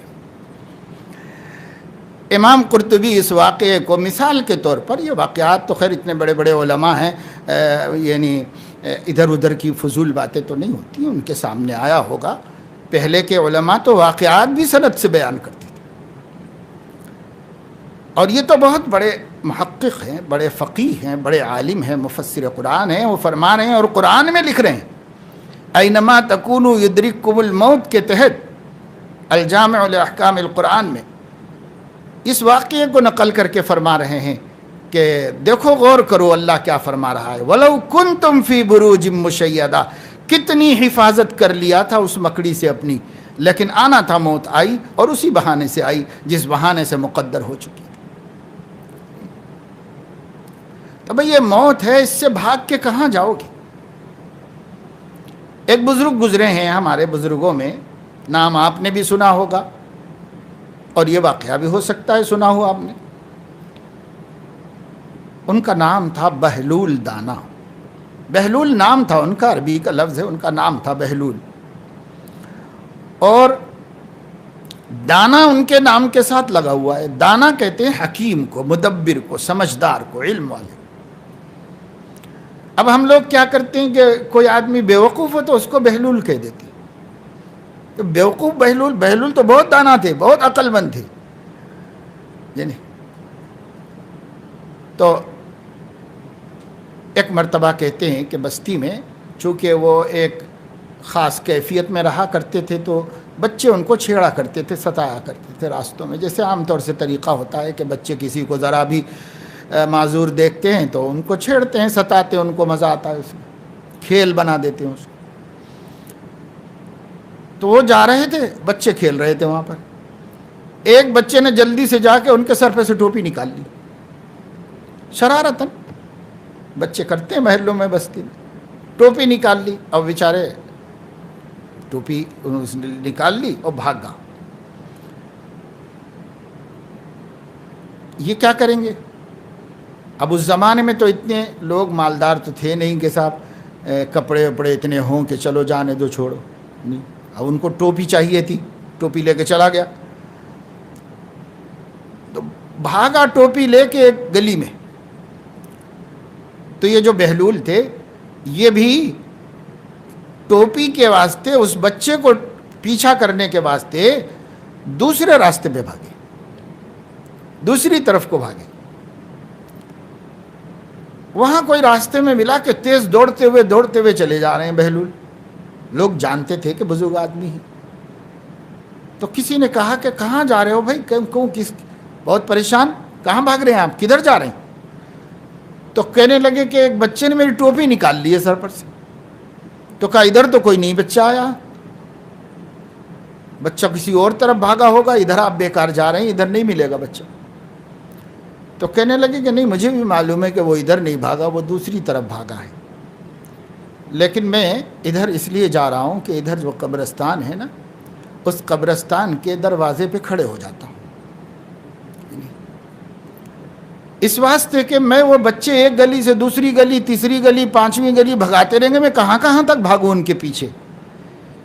میں ایک ایسی جگہ پہ کھڑے ہو جاتا ہوں کہ چاہے وہ کہیں بھاگیں، آنا یہیں پر پڑے گا، تب میں ان سے وصول کر لوں گا، یعنی تو اس لیے حالانکہ وہ ایک ٹوپی لینے کے لیے وہاں جا کے کھڑے تھے، لیکن یہ ایک عبرت تھی، حکیم تھے، دانا تھے، سمجھانا چاہتے تھے کہ بے ناراض ہو کے، خفا ہو کر، ڈانٹ ڈپٹ کر کے، برا بھلا بولنے سے کوئی فائدہ نہیں، کوئی ایسا سبق دے دو کہ انہیں سمجھ میں آ جائے کہ کسی پہ بھی ظلم کرو گے تو جانا تو اللہ کے پاس ہے۔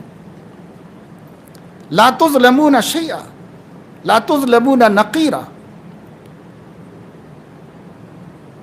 کھجور، آج کل کھجور کا موسم ہے، سبھی لوگ استعمال کر رہے ہیں۔ جب کھجور کو ہم توڑتے ہیں تو کھجور کی گٹلی کے اوپر ایک ہلکا سا پردہ ہوتا ہے جس کے کوئی وزن کا تصور نہیں کر سکتے آپ، ہلکا سا پردہ ہوتا ہے۔ اللہ فرمانا چاہ رہے ہیں کہ اتنا بھی ظلم نہیں کیا جائے گا، سب کو عدل ملے گا، انصاف ملے گا، اتنا بھی ظلم نہیں ہوگا کسی کے اوپر۔ تو انہوں نے اپنے طرز عمل سے بتایا کہ لوگوں ایسے کوئی کسی پہ ظلم نہ کرے، کوئی کسی پہ ظلم نہ کرے، کہاں بھاگو گے، کتنا بچو گے، ایک دن تو اسی دروازے پہ آنا ہے جس دروازے سے اللہ کے حضور میں حاضر ہونا ہے۔ یہ سبق دیا۔ بہرحال موت جس کے سامنے ہے وہ غلط کاموں میں مبتلا نہیں ہوتا، غفلت اس پر طاری نہیں ہوتی. ہوگی، ایک انسان ہے، گڑبڑ ہوتی رہتی ہے، لیکن پھر صحیح ہو جائے گا، پھر صحیح ہو جائے گا. موت سے بچ نہیں سکتے. موت سے کس کو رستگاری ہے؟ آج ان کی، کل ہماری باری ہے. موت سے کس کو رستگاری ہے؟ سب کو، کسی کو بھی نجات نہیں. سب کو یہ سفر کرنا ہے، مگر آئے ہو دنیا میں تو کچھ کام کر کے چلو، جگ میں روشن نام کر کے چلو. یہ کیا غفلتیں ہیں، یہ کیا بدنامیاں ہیں، یہ کیا خدا سے دوریاں ہیں. کچھ اچھے کام کرو، آخرت کی تیاری کرو. الاستعداد للموت ولما بعد الموت، موت کی تیاری کرنا اور ما بعد الموت کی تیاری کرنا. ما بعد الموت کی تیاری کرو. موت کب آتی ہے آنے دو. مصائب میں بھی موت نہیں مانگنا چاہیے. حضور علیہ الصلاۃ والسلام نے فرمایا آپ کو کتنی بھی سخت تکلیف پیش آئے، اللہ تعالیٰ سے موت طلب مت کرو. پھر آپ نے فرمایا اگر بھائی بہت دل ٹوٹ چکا ہے اور کچھ اللہ سے اب کہنا ہی چاہ رہے ہو تو یوں کہو کہ اللہم احیینی ما کانت الحیات خیرا لی وامتنی اذا کانت الوفات خیرا لی. اے اللہ جب تک مجھے زندہ رکھنا بہتر ہو مجھے زندہ رکھیے، اور جب میرے لیے موت بہتر ہو تو موت دے دیجیے. یہ کہو مگر موت مت مانگو اللہ تعالیٰ. کیوں؟ اس واسطے کہ زندگی ایک مہلت ہے اللہ کو راضی کرنے کی. مگر زندگی کا بھی ایسا ہم کو ذوق نہ ہو جائے کہ صاحب نہ موت کی فکر ہے نہ ما بعد الموت کی فکر ہے، ایسا بھی نہ ہو جائے.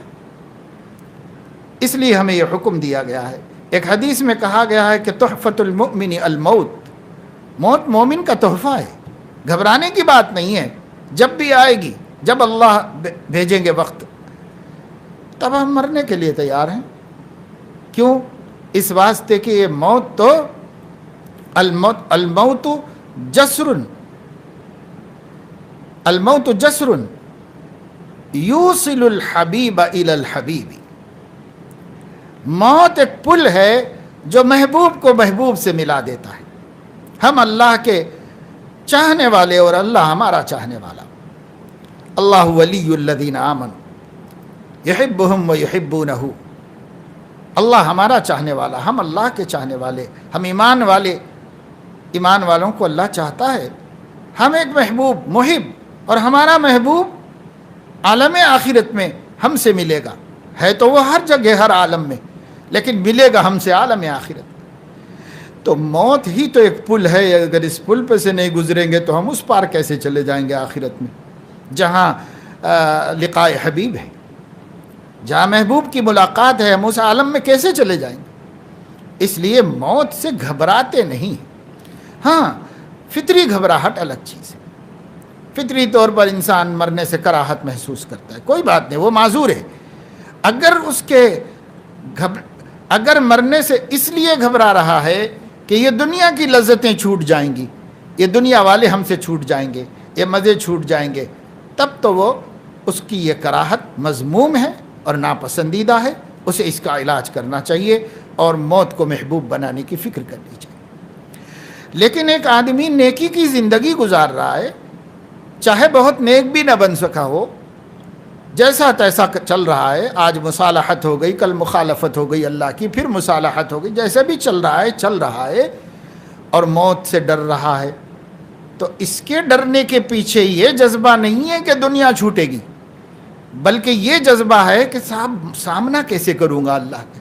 تھوڑا اور وقت مل جائے تو یہ جو میں چھوڑ پکڑ کر رہا ہوں نا تو اچھا پکڑ لوں گا مضبوطی سے اللہ کو، دین کا دامن، تقوی کا دامن مضبوطی سے پکڑ لوں گا میں. تو اس کی مہلت کے خاطر موت سے ڈر رہا ہے. تو یہ شخص معذور ہے. اس شخص کو مذموم، اس کا ڈرنا مذموم نہیں. اور جو لوگ موت اللہ سے طلب کر رہے ہیں وہ بھی معذور ہیں، اس لیے کہ وہ اعلیٰ درجہ نہیں.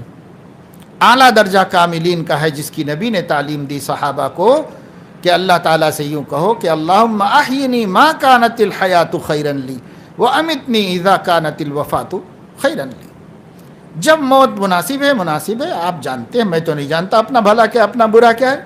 اگر ہم اب اللہ سے موت مانگ لیں اور قبولیت کی گھڑی ہو اور اللہ موت دے دیں اور یہ اس وقت میں ہمارے لیے بہتر نہ رہی ہو تو ہم پھر بری موت مریں گے. تو کیوں اپنی طرف سے تجویز؟ تو مرنے کی بھی تجویز مت رکھو، جینے کی بھی تجویز مت رکھو، ممات اور حیات دونوں اللہ کے تفویض کر دو. وَأُفَوِّضُ أَمْرِي إِلَى اللَّهِ إِنَّ اللَّهَ بَصِيرٌ بِالْعِبَادِ. میں اپنے تمام امور کو اللہ کے سپرد کر دیا، اور اللہ تو اپنے بندوں سے باخبر ہے، بصیر بالعباد ہے، ہر وقت بندوں پر نظر رکھا ہوا ہے، ہر قدرت کا مالک ہے، جیسے چاہے بچا سکتا ہے اور جیسے چاہے امان دے سکتا ہے، جو چاہے کر سکتا ہے. تو ایسے قادر مطلق کو اپنے کو سپرد کر دینے کے بعد اب کیا فکر ہے؟ اب کوئی فکر نہیں. اسی لیے ایک بزرگ سے پوچھا گیا کہ کیسے گزر ہو رہی ہے؟ کہا اس کا حال کیا پوچھتے ہو جس کی مرضی سے کائنات کا سسٹم چل رہا ہے. تو کہنے لگے کہ حضور یہ کیا فرما رہے ہیں آپ؟ بہت غلط بات ہے، تو اللہ تعالیٰ ہیں، آپ کہاں خدائی کا دعویٰ کرنے بیٹھ گئے؟ تو کہنے لگے نہیں کچھ نہیں، بندہ ہی ہوں اللہ کا، لیکن سب کچھ ہماری مرضی سے ہو رہا ہے. کہا وہ کیسے؟ تو کہا ہم نے اپنی مرضی رکھی ہی نہیں، اپنی مرضی اللہ کی مرضی میں فنا کر دی ہے. اب وہ جو چاہتے ہیں ہم اسی سے راضی ہیں، اسی سے خوش ہیں. تو جو وہ چاہ رہے ہیں وہ ہم چاہ رہے ہیں، جو وہ چاہ رہے ہیں وہ ہم چاہ رہے ہیں. اگر وہ ہمارے لیے مصیبت چاہ رہے ہیں تو ہم بھی یہی کہہ رہے ہیں کہ بھائی اللہ ہمارے یہ مصیبت ہی آنا چاہیے تھا، کیونکہ جب اللہ لایا ہے تو آنا ہی چاہیے تھا. ہم اللہ تعالیٰ سے اختلاف کرتے ہی نہیں، اختلاف کچھ نہیں ہے، اتفاق ہی ہے، ہر فیصلے سے اتفاق. اسی کو تسلیم و رضا کا مقام کہتے ہیں، جو تمام مقامات میں سب سے اعلیٰ مقام. تسلیم و رضا، اپنے کو اللہ کے سپرد کر دو، پھر وہ جو کریں اس سے راضی رہو، ختم. تسلیم اور رضا یہ سب سے اونچا مقام، سب سے اعلیٰ مقام. اس مقام تک پہنچنے کے لیے ہی مجاہدے کیے جاتے ہیں، ریاضتیں کی جاتی ہیں، کوششیں کی جاتی ہیں کہ ہمیں تسلیم و رضا کا مقام حاصل ہو جائے. ہم اپنے کو اللہ کے سپرد کر کے مطمئن و بے فکر ہو جائیں، اور ادھر سے جو حکم آ جائے اس کو ہم خوشی سے قبول کر لیں. اس کا یہ مطلب نہیں ہے کہ ہمیں احکام شریعت کو بھی چھوڑ بیٹھے، نہیں، وہ بھی دھوکہ ہے. بہرحال حضور علیہ السلام نے فرمایا کہ موت کو کثرت سے یاد رکھو، اور یہ بھی ایک صفت ہے جو اپنے اندر پیدا کرنی چاہیے. اس سے آدمی کو بڑی عبرت رہتی ہے، غفلت نہیں ہو پاتی، بہت سے گناہ کرنا مشکل ہو جاتا ہے کیونکہ موت سامنے آ جاتی ہے. حضرت یوسف علیہ السلام کے لیے زلیخا نے کتنا ماحول خراب کر دیا تھا کہ کسی جوان کا کھڑی جوانی میں بچنا ناممکنات میں سے تھا. تصور کی دنیا میں بچ نہیں سکتا تھا جوان وہاں پر. ایسا پورا ماحول بنا دیا تھا، مجبور کر دیا تھا. دروازے مقفل، جا بھی نہیں سکتے، نکل بھی نہیں سکتے، کچھ بھی نہیں کر سکتے. ترغیب بھی ہے، ترہیب بھی ہے، ڈرا بھی رہی ہے کہ میں انجام ایسا کر دوں گی، ویسا کر دوں گی، اور بڑے بڑے مہربانیوں کی امیدیں بھی دلا رہی ہیں، اور ماحول ایسا بنا کے رکھا ہے کوئی بچ نہیں سکتا تھا. لیکن اللہ تعالیٰ فرماتے ہیں وَلَقَدْ هَمَّتْ بِهِ وَهَمَّ بِهَا لَوْلَا أَن رَأَىٰ بُرْهَانَ رَبِّهِ. اگر اس وقت اپنا اللہ تعالیٰ اگر اس وقت ان کے رب کی برہان اور ان کی طرف سے کوئی جو ہے خاص علامت نہ آئی ہوتی، مدد نہ آئی ہوتی. بعض مفسرین نے کہا کہ انہوں نے اسی وقت حضرت یعقوب کو دیکھا کہ وہ دانتوں میں انگلی رکھ کر تعجب کر رہے، تو اتنی حیا آ گئی کہ ہمت پیدا ہو گئی. پتہ نہیں اس تفسیری صراحت کی کیا حقیقت ہے. باقی قرآن میں یہ کہا گیا ہے کہ کوئی برہان آئی، کوئی اللہ کی برہان آئی، اللہ کی کوئی حجت اور دلیل آ گئی ان کے سامنے، جس نے ان کے اندر ایک طاقت پیدا کی. جیسے اصحاب کہف بادشاہ کے سامنے کھڑے تھے اور وہ پوچھ رہا تھا کہ کیا تم لوگ مجھے رب نہیں مانتے؟ تمہارا میرے علاوہ کوئی اور رب ہے؟ تو وہ اس کے جواب میں کہہ رہے تھے ربنا رب السماوات والارض لن ندعو من دونه الہا لقد قلنا اذا شططا هؤلاء قوم اتخذوا من دونه آلهة لولا يأتون عليهم بسلطان بين ومن اظلم ممن افترى على الله كذبا. یہ خطبہ تھا ان کا بادشاہ کے سوال کے جواب میں. توحید کا سبق پڑھایا. دونوں طرف فوج کھڑی ہوئی تھی. بادشاہ کے دربار میں طلب کر کے ان کمزوروں سے پوچھا جا رہا تھا اور بادشاہ کہہ رہا تھا میرے علاوہ الکم ربن غیری، کیا تمہارا میرے علاوہ کوئی اور رب ہے؟ تو وہ یہ جواب دے رہے ہیں ربنا رب السماوات والارض. کیسے اتنی ہمت ہو گئی؟ اتنی ہمت کیسے ہو گئی؟ اس کو اللہ نے بیان فرمایا وَرَبَطْنَا عَلَىٰ قُلُوبِهِمْ اِذْ قَامُوا فَقَالُوا رَبُّنَا رَبُّ السَّمَاوَاتِ. ہم نے اپنے آپ سے مربوط کر دیا، اپنی طاقت سے ان کی طاقت مربوط کر دی. اب اس خدائی طاقت کی بنیاد پر بادشاہ کے سامنے کھڑے ہو کر ایک عام انسان کہہ رہا ہے کہ جی آپ نہیں ہمارے رب ہیں، ہمارا رب آسمان اور زمین کا رب ہے. یہ احقاق حق کیسے ہوا؟ وہ ارتباط قلب، اللہ کی طرف سے جو قوت ملتی ہے دل کو، جو قوت ملی حضرت یوسف علیہ السلام کو، جو قوت ملی اللہ کے اس بندے کو جس کے جسم سے اتنی خوشبو آتی تھی کہ اس خوشبو سے لوگ رشک کرتے تھے اور لوگ اس سے پوچھتے تھے کہ یہ خوشبو آپ نے کہاں سے لی، یہ عطر آپ نے کہاں سے لیا ہے، یہ کہاں ملتا ہے؟ کہیں نہیں ملتی ایسی خوشبو، کہیں نہیں ملتی ایسی خوشبو. تو وہ کچھ ٹال دیتے تھے لوگوں کو. لیکن ایک دفعہ لوگوں نے، کسی بزرگ نے ان کو پکڑ ہی لیا اور پکڑ کے کہا کہ ہم آپ کو نہیں چھوڑیں گے. نوجوان آدمی، حسین و جمیل آدمی، نہایت خوبصورت تھی، نوجوان تھی اور خوشبو جسم سے مہکتی تھی، مگر چٹائی بیچتے تھے. کوئی نہیں مان سکتا تھا کہ اتنی قیمتی خوشبو ان کے پاس کہیں سے آ سکتی ہے، کوئی نہیں مان سکتا تھا. اس لیے پکڑ ہی لیا ایک بزرگ نے. انہوں نے کہا کوئی راز ہے بیٹا، بتانا پڑے گا، تم کو ہم چھوڑیں گے نہیں. سب کو تم کچھ نہ کچھ کہہ کے ٹالتے ہو، مجھے تو بتانا ہی پڑے گا. جب انہوں نے بہت اصرار کیا، بڑے آدمی تھے، تو انہوں نے کہا کہ حضرت اب میں آپ کو کیا چھپاؤں، ایک راز تھا جو میں نہیں چاہتا تھا کہ میرے اور میرے رب کے علاوہ کسی اور کے علم میں آئے، لیکن اب آپ مجھے مجبور کر رہے ہیں تو میں آپ کو بتاتا ہوں کہ اللہ نے مجھے نہایت حسن و جمال عطا فرمایا. میں کھڑی جوانی میں اپنی بیوی کے ساتھ بوریے بن کر کے، یہ چٹائیاں بیچ کر کے عقل حلال کے ساتھ زندگی گزارتا تھا تاکہ تقوی اور پرہیزگاری سے رہوں. ہمارے شہر کی جو رئیسہ تھی وہ بہت مغرور اور بہت بے حیا و فاحشہ تھی. اس نے اپنی باندیوں کو، غلاموں کو کہہ رکھا تھا کوئی حسین نوجوان ملے تو اسے لے آؤ، کسی طریقے سے مجھے اطلاع کرو کہ میں اس کو کسی طریقے سے لے آؤں گی تاکہ اس کے ذریعے سے فحش اور برائی کا کام کر سکوں. فاحشہ تھی، شہوات میں مبتلا تھی، بے حیا تھی، اللہ سے نہیں ڈرتی تھی. کسی عورت نے اس کو دیکھ لیا تو انہوں نے بتایا کہ میرا بھی پیش کر دیا کسی نے کہ بہت حسین نوجوان ہے، بالکل چاند کا ٹکڑا ہے، چمکتا دمکتا چہرہ ہے. اس نے کہا کسی طرح اس کو لاؤ، گھیر گھار کے دربار میں پہنچاؤ اس کو کسی طرح. تو لوگوں نے مجھے دھوکہ دیا اور کہا کہ یہ چٹائیاں آپ کے محل میں خریدنا چاہ رہی ہیں، ملکہ آپ کو بلا رہی ہے، تو یہ مال آپ کا لے کے چلیے. تو انہوں نے کہا کہ بھئی یہ مال آپ لوگ لے جا کے دکھا دیجئے، میں قیمت بتا دیتا ہوں، کر دیجئے. کہ نہیں وہ خود جانا پڑے گا، خود بتانا پڑے گا، خود سمجھانا پڑے گا. تو بیچارہ مجبور ہو کے گیا. اسے کچھ بھی ذہن میں نہیں تھا، خالی اس ذہن متقی آدمی، اللہ کا خوف رکھنے والا، پرہیزگار. تو انہوں نے جیسے ہی وہ محل میں داخل ہوئے، اس نے پہلے سے پلان بنا رکھا تھا، ایسے ہی نوجوانوں کو لایا جاتا تھا، فوراً محل بند کر دیا جاتا تھا. سب دروازے اور دسیوں دروازے تھے، پھر اندر پھر اندر پھر اندر پھر اندر، اور کہیں جا کر کے اس کا اپنا جو ہے خلوت خانہ تھا، اس کا اپنا بیڈ روم تھا. وہاں پر اس کو کسی طریقے سے ان لوگوں نے پہنچا دی اور جیسے جیسے آگے بڑھتے گئے لاک کرتے چلے گئے، لاک کرتے چلے گئے، لاک کرتے چلے گئے۔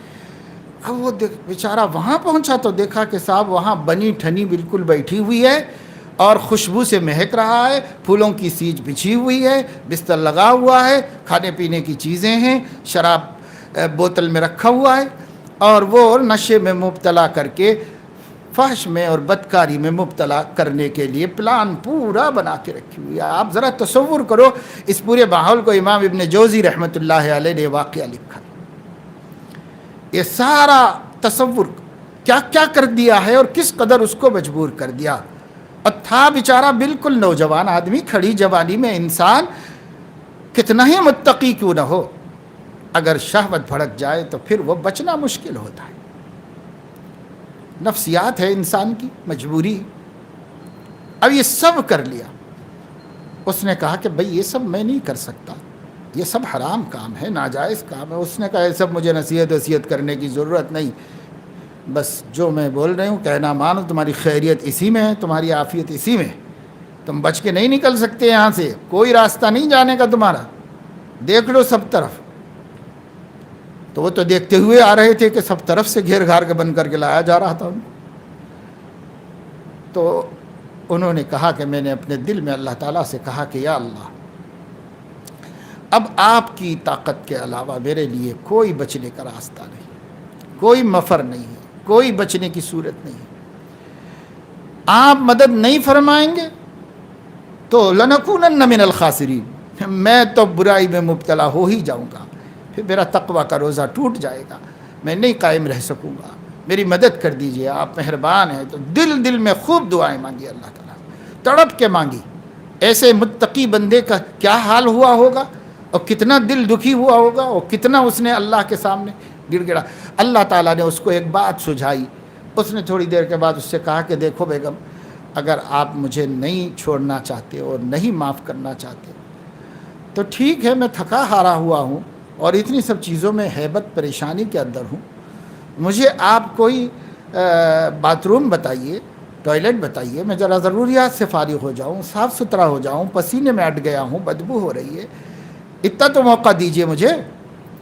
تو اس نے کہا ہاں ٹھیک ہے، اس کے لیے اجازت ہے۔ اس نے اپنے غلاموں کو بلایا اور اس کے بعد کہا کہ اس کو چھت کے اوپر جو باتھ روم ہے وہاں لے جاؤ اس کو، تاکہ وہ وہاں سے کہیں نہ جا سکے۔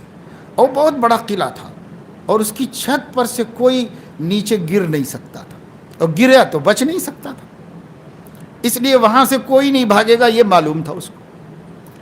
آگے خندقیں ہوتی ہیں قلعے کے باہر،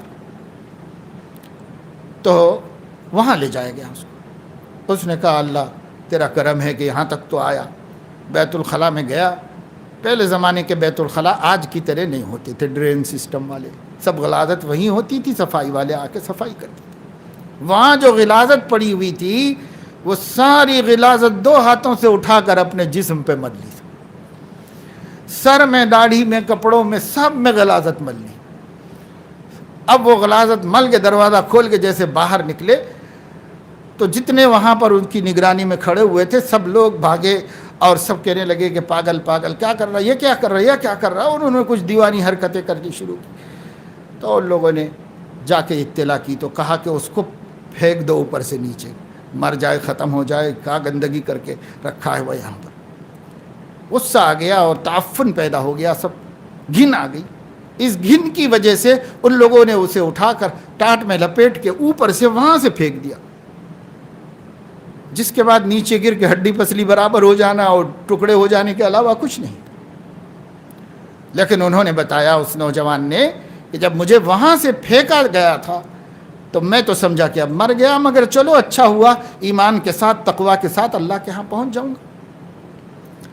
تو میں وہاں سے جب یہ گرایا جا رہا تھا تب مایوس ہو چکا تھا زندگی سے، لیکن جیسے ہی ان لوگوں نے مجھے چھوڑ دیا اس کے بعد میں نے دیکھا کہ ایک غیر مرئی، نہ نظر آنے والا، نہایت نرم و ملائم اور حسین گود ہے جس نے مجھے اپنے سینے سے چمٹا کر کے لے لیا ہے اور گرنے نہیں دیا ہے اور نیچے لا کر زمین پہ چھوڑ دیا ہے۔ اب میں اسی گندگی کے اندر وہاں سے ہوتے ہوتے گاؤں کا تالاب پر گیا اور تالاب میں جا کر کے اس میں اترا اور نہایا اور اپنے کو پاک کیا اور کپڑے دھوئے، کپڑے پاک کیے. پھر اس کے بعد جب اس سے میں باہر نکلا تو حضرت جب میں تالاب کے باہر آیا اس وقت یہ خوشبو میرے جسم سے مہک رہی تھی اور آج تک مہک رہی ہے. تو یہ آسمانوں سے آئی تھی. یہ اس کے جس رب سے وہ ڈر رہا تھا اور جس رب کی خوف و خشیت نے اس کو اتنی اپنے کو گندگی میں مبتلا کر، کس انسان کو ایسا کرنے کا جی چاہتا ہے؟ بھائی مجنون ہو، پاگل ہو تو الگ بات ہے. ایک عقل مند انسان، صاف ستھرا حسین جمیل آدمی کیسے، لیکن کر لیا گناہ سے بچنے کے لیے کہ وہ گناہ اس سے بھی گندا تھا. اس گندگی سے بچنے کے لیے اس گندگی کو گوارا کر لیا. اللہ تبارک و تعالی شانہ نے پھر وہ اکرام اس دنیا میں کیا. اتنی خوشبو، لوگ کہتے تھے ایسی مہنگی خوشبو نہ کہیں ملتی ہے، نہ یہ شخص لا سکتا ہے، یہ کہاں سے لاتا ہے؟ اللہ دیتا ہے، اللہ کا اکرام ہے یہ. کان اللہ شاکرا علیما، اللہ اپنے بندوں کا بڑا قدرداں ہے، ان کے اعمال کی بڑی قدر. کچھ کر کے تو دکھاؤ اللہ تعالیٰ کو، وہ کتنی قدر کرتا ہے اور وہ کس قدر اپنے بندوں کو چاہتا ہے. ہم کچھ نہ کریں اور اللہ ہی کے شکوے شکایت کرتے رہیں، یہ ہمارا حال. تو بھائی موت اس کے لیے عزیز ہے جو سمجھتا ہے کہ مرنا تو بہرحال ہے. اچھی موت مرو، اچھی موت مرو، تقوی والی موت مرو. اللہ تعالیٰ کے سامنے ہم جائیں تو اللہ تعالیٰ، ایک دفعہ حضور علیہ السلام سے سوال کیا گیا کہ من اکیس الناس واکرمہم عند اللہ، لوگوں میں سب سے ذہین، ہوشیار، چالاک اور اللہ کے ہاں محترم کون ہے؟ حضور علیہ السلام نے جواب میں فرمایا اکثرہم ذکرا للموت واشدہم استعدادا لہ، جو سب سے زیادہ موت کو یاد کرنے والا ہے اور سب سے زیادہ موت کی تیاری کرنے والا ہے. اشد استعداد، بہت تیاری، موت کی تیاری بہت کرتا ہوں اور موت سے سب سے زیادہ ذکر کرتا ہوں موت کا. تو حضور نے فرمایا یہ اکیس الناس و اکرمہم، لوگوں میں سب سے ہوشیار، چالاک اور سب سے باعزت اللہ کی نظر میں. پھر حضور نے اس کے بارے میں فرمایا اولئک الاکیاس، یہی ہوشیار لوگ ہیں دنیا کے. تم کس کو ہوشیار سمجھ رہے ہو؟ بہت دانا عقل مند. اولئک الاکیاس، یہی ہوشیار لوگ ہیں ذہبوا بشرف الدنیا و کرامت الآخرہ، یہی لوگ ہیں جو دنیا کی شرافت کو اور آخرت کی عزت کو لوٹ لے گئے، جو موت کا کثرت سے ذکر کرتے. ایک دفعہ حضور علیہ السلام سے پوچھا گیا کہ شہادت تو سب کے لیے مقدر نہیں اور ہر وقت جہاد نہیں ہوتا اور شہادت میں میسر آئے، تو اللہ کے رسول اس کے بغیر بھی شہید ہونے کی کوئی صورت ہے؟ تو حضور علیہ السلام نے فرمایا کہ ہاں، وہ آدمی شہداء کے ساتھ شمار کیا جائے گا، ملحق کیا جائے گا، جو روزانہ ہر دن 20 مرتبہ موت کو یاد کرتا ہو. جو روزانہ 20 مرتبہ اپنی موت کو یاد کرتا ہو اور اس کی فکر کرتا ہو، وہ جب مرے گا تو شہداء میں ملحق کر دیا جائے گا، شہداء میں ملا دیا جائے گا. تو یہ ذکر موت جس سے آپ گھبرا رہے ہیں، جس کا تذکرہ نہیں کرنا چاہتے ہیں، جس کی بات مت کرو میرے سامنے، میرا دل بہت چھوٹا ہے، میرا دل بہت کمزور ہے. بھائی کمزور کو موت نہیں آئے گی؟ کمزور دل کو بھی موت آئے گی. بچوں کو آتی ہے، بڑوں کو آتی ہے، عورتوں کو آتی ہے، بوڑھوں کو آتی ہے. آنا ہی آنا ہے بھائی. جب تم پیدا ہوئے ہو تو موت کا سامنا کرنا ہے، کوئی صورت نہیں ہے اس سے بچنے کی. تو کیوں نہ اس کا ذکر کیا جائے جس کے بعد ہمارا انجام ہے، بھلا یا برا. تو جب اس کو بار بار سوچیں گے، قبر کو سوچیں گے، حشر کو سوچیں گے، قرآن کریم میں جو باتیں آئی ہیں ما بعد الموت اور موت کے بارے میں، حدیثوں میں جو موت اور موت کے بارے میں آیا ہے، اہل اللہ کے واقعات جو موت اور موت کے بعد سے متعلق اور اس کی تیاریوں سے متعلق ہیں، ان کو بار بار پڑھا جائے، سنا جائے. یہ تیر بہدف علاج ہے، یہ بہت ہی مؤثر نسخہ ہے انہماک فی دنیا سے بچنے کے لیے اور دنیا کی محبت سے جان چھڑانے کے لیے. یہ سب سے اچھا نسخہ ہے.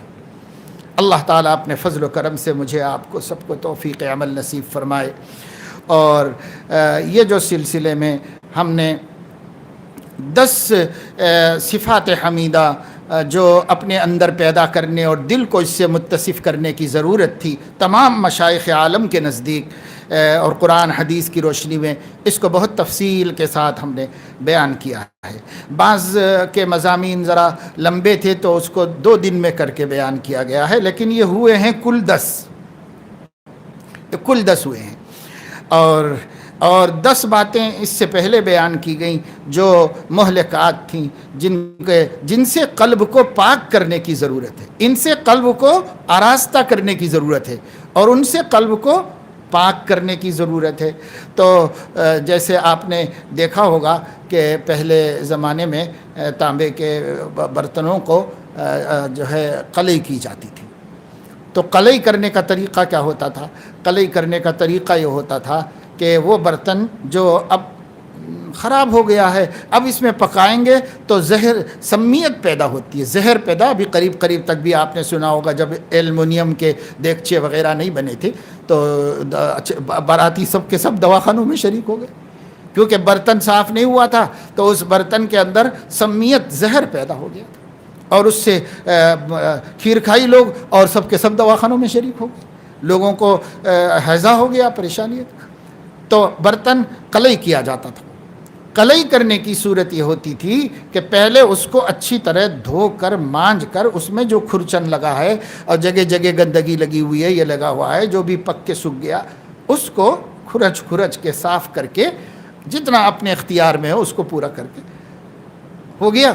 جب یہ دھل گئی اچھی طریقے سے تو پھر اس کو قلعی گر کے پاس لے جاتے، تو اس کے پاس کوئلہ لگا ہوا، چولہا لگا ہوا، اس نے خوب ہوا دے کر کے اسے خوب تیز کر دیا، اور آگ کے انگارے دہکنے لگے۔ جب وہ دہکنے لگے تو اس کے اوپر اس نے اس کو لے جا کر کے رکھ دیا برتن کو۔ اب یہ برتن خوب پکا یہ برتن پک کر کے جب یہ گرم ہو گیا، اور جو اس کے جنس میں اور اس کی ذات میں بھی کچھ چیز رہ گئی تھی وہ جل گئی، خاکستر ہو کے سب ختم ہو کے صرف دھات رہ گئی، جنس رہ گئی، اس برتن کی ذات رہ گئی، صرف کوئی میل کچیل اس میں نہیں رہا۔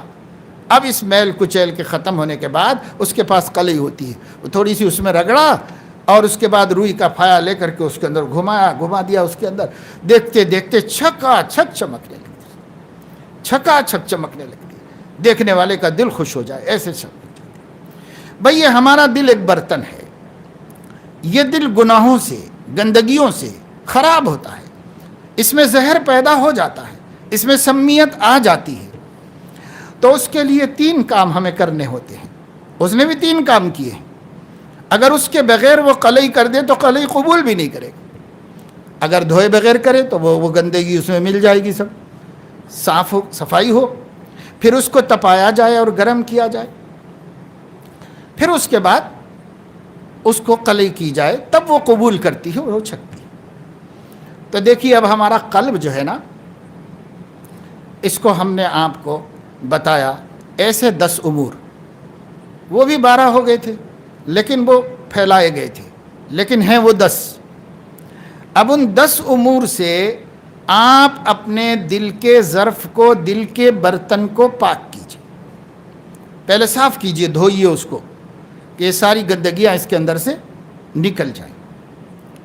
پھر اس کے بعد یہ جو 10 صفات بیان ہوئی ہیں اب منجیات کے نام سے، یہ مجاہدہ ہے قلب کا۔ یہ صفات کو اس میں پیدا کرنے کے لیے مجاہدہ کیجئے، یعنی مجاہدے کے انگاروں پر اور مجاہدے کی بھٹی میں اس قلب کے ظرف کو، برتن کو خوب تپائیے۔ اب اس کے بعد 10 چیزیں اور آپ کے سامنے رکھی جائیں گی، وہ قلعی، وہ 10 چیزیں ہیں جن کو کہا جاتا ہے منورات ظاہرہ۔ اب اس کا بیان شروع ہوگا، لیکن میں اس سے پہلے آپ لوگوں کی یادداشت کے لیے کل کوشش کروں گا انشاءاللہ تعالی کہ یہ 10 اور یہ 10 کو ایک دفعہ مذاکرہ کر لیا جائے، تاکہ آپ جو شروع سے شریک نہیں ہیں، جو لوگ صرف رمضان میں وابستہ ہوئے ہیں، جڑے ہیں، اور جو لوگ پہلے سے جڑے ہوئے ہیں، اور بھول گئے ہوں گے، بعض پورا نہیں سن سکے تھے ہوں گے، تو نمبر وار ہم آپ کو مختصر ایک ہی مجلس میں انشاءاللہ تعالی کوشش کریں گے کہ یہ ہمارے سامنے اعادہ ہو جائے، تکرار۔ اذا تقرر فی القلب، بات بار بار کہی جائے گی تو دل میں بیٹھے گی، جمے گی، یاد رہے گی، اس لیے تکرار کا فائدہ ہے۔ تو انشاءاللہ تعالی کل آپ کو نمبر وار یہ گنا دیں گے، بس آپ اس کو محفوظ کر لیں، ہم بھی محفوظ کر رہے ہیں تفصیل سے اس کو، لیکن پتہ نہیں وہ کام کب ختم ہو سکے گا۔ رمضان ہے، مدرسے کے کام ہیں، اور ان کے ساتھ ساتھ اپنے بھی کچھ اعمال ہیں، اور پھر یہ اس کی بھی تیاری کرنا ہے شام کے پروگرام کی، اور پھر وہ مرتب کرنے کا کام بھی ہے۔ تو بہرحال آگے پیچھے چل رہا ہے، طبیعت بھی کبھی گرم کبھی یہ نرم رہتی ہے، اس سے بھی بہرحال کوشش تو کر رہے ہیں کہ بھئی یہ چیز مرتب ہو جائے، تاکہ اللہ کے جو بندے اللہ والے بننا چاہتے ہیں ان کے گھر میں، ان کے ہاتھ میں ایک نسخہ رہے، وہ نسخہ پڑھتے رہیں اور اپنے کو اللہ والا بناتے رہیں۔ اس کی کوشش تو ہو رہی ہے، اللہ کرے کامیابی ملے اس کے اندر، آپ لوگ بھی دعا کریں۔ تو کل ہم جو ہیں ان 10 اور 10-20 کو ایک کا مذاکرہ کر لیں گے، پھر اس کے بعد منورات ظاہری بھی 10 ہیں، ان کا سلسلہ شروع کریں گے۔ وقت ہے، اللہ تعالیٰ نے ابھی مبارک ماحول اور مبارک سیزن ہمیں دیا ہوا ہے، چلو اس سے فائدہ ہو جائے، جو بھی ہو جائے۔ ہم بھی یہی سوچ رہے ہیں کہ کیا کریں لاک ڈاؤن میں گھر میں بند رہ کر کے، کچھ تو کریں کہ اپنی آخرت کا بھلا ہو جائے اور اللہ راضی ہو جائے، اور اپنے مسلمان بھائی بہنوں کا کچھ بھلا ہو جائے۔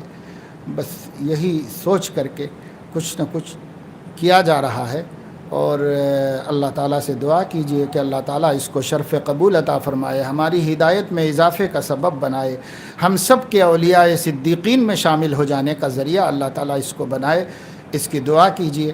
اور آمین، وآخر دعوانا الحمد للہ رب العالمین۔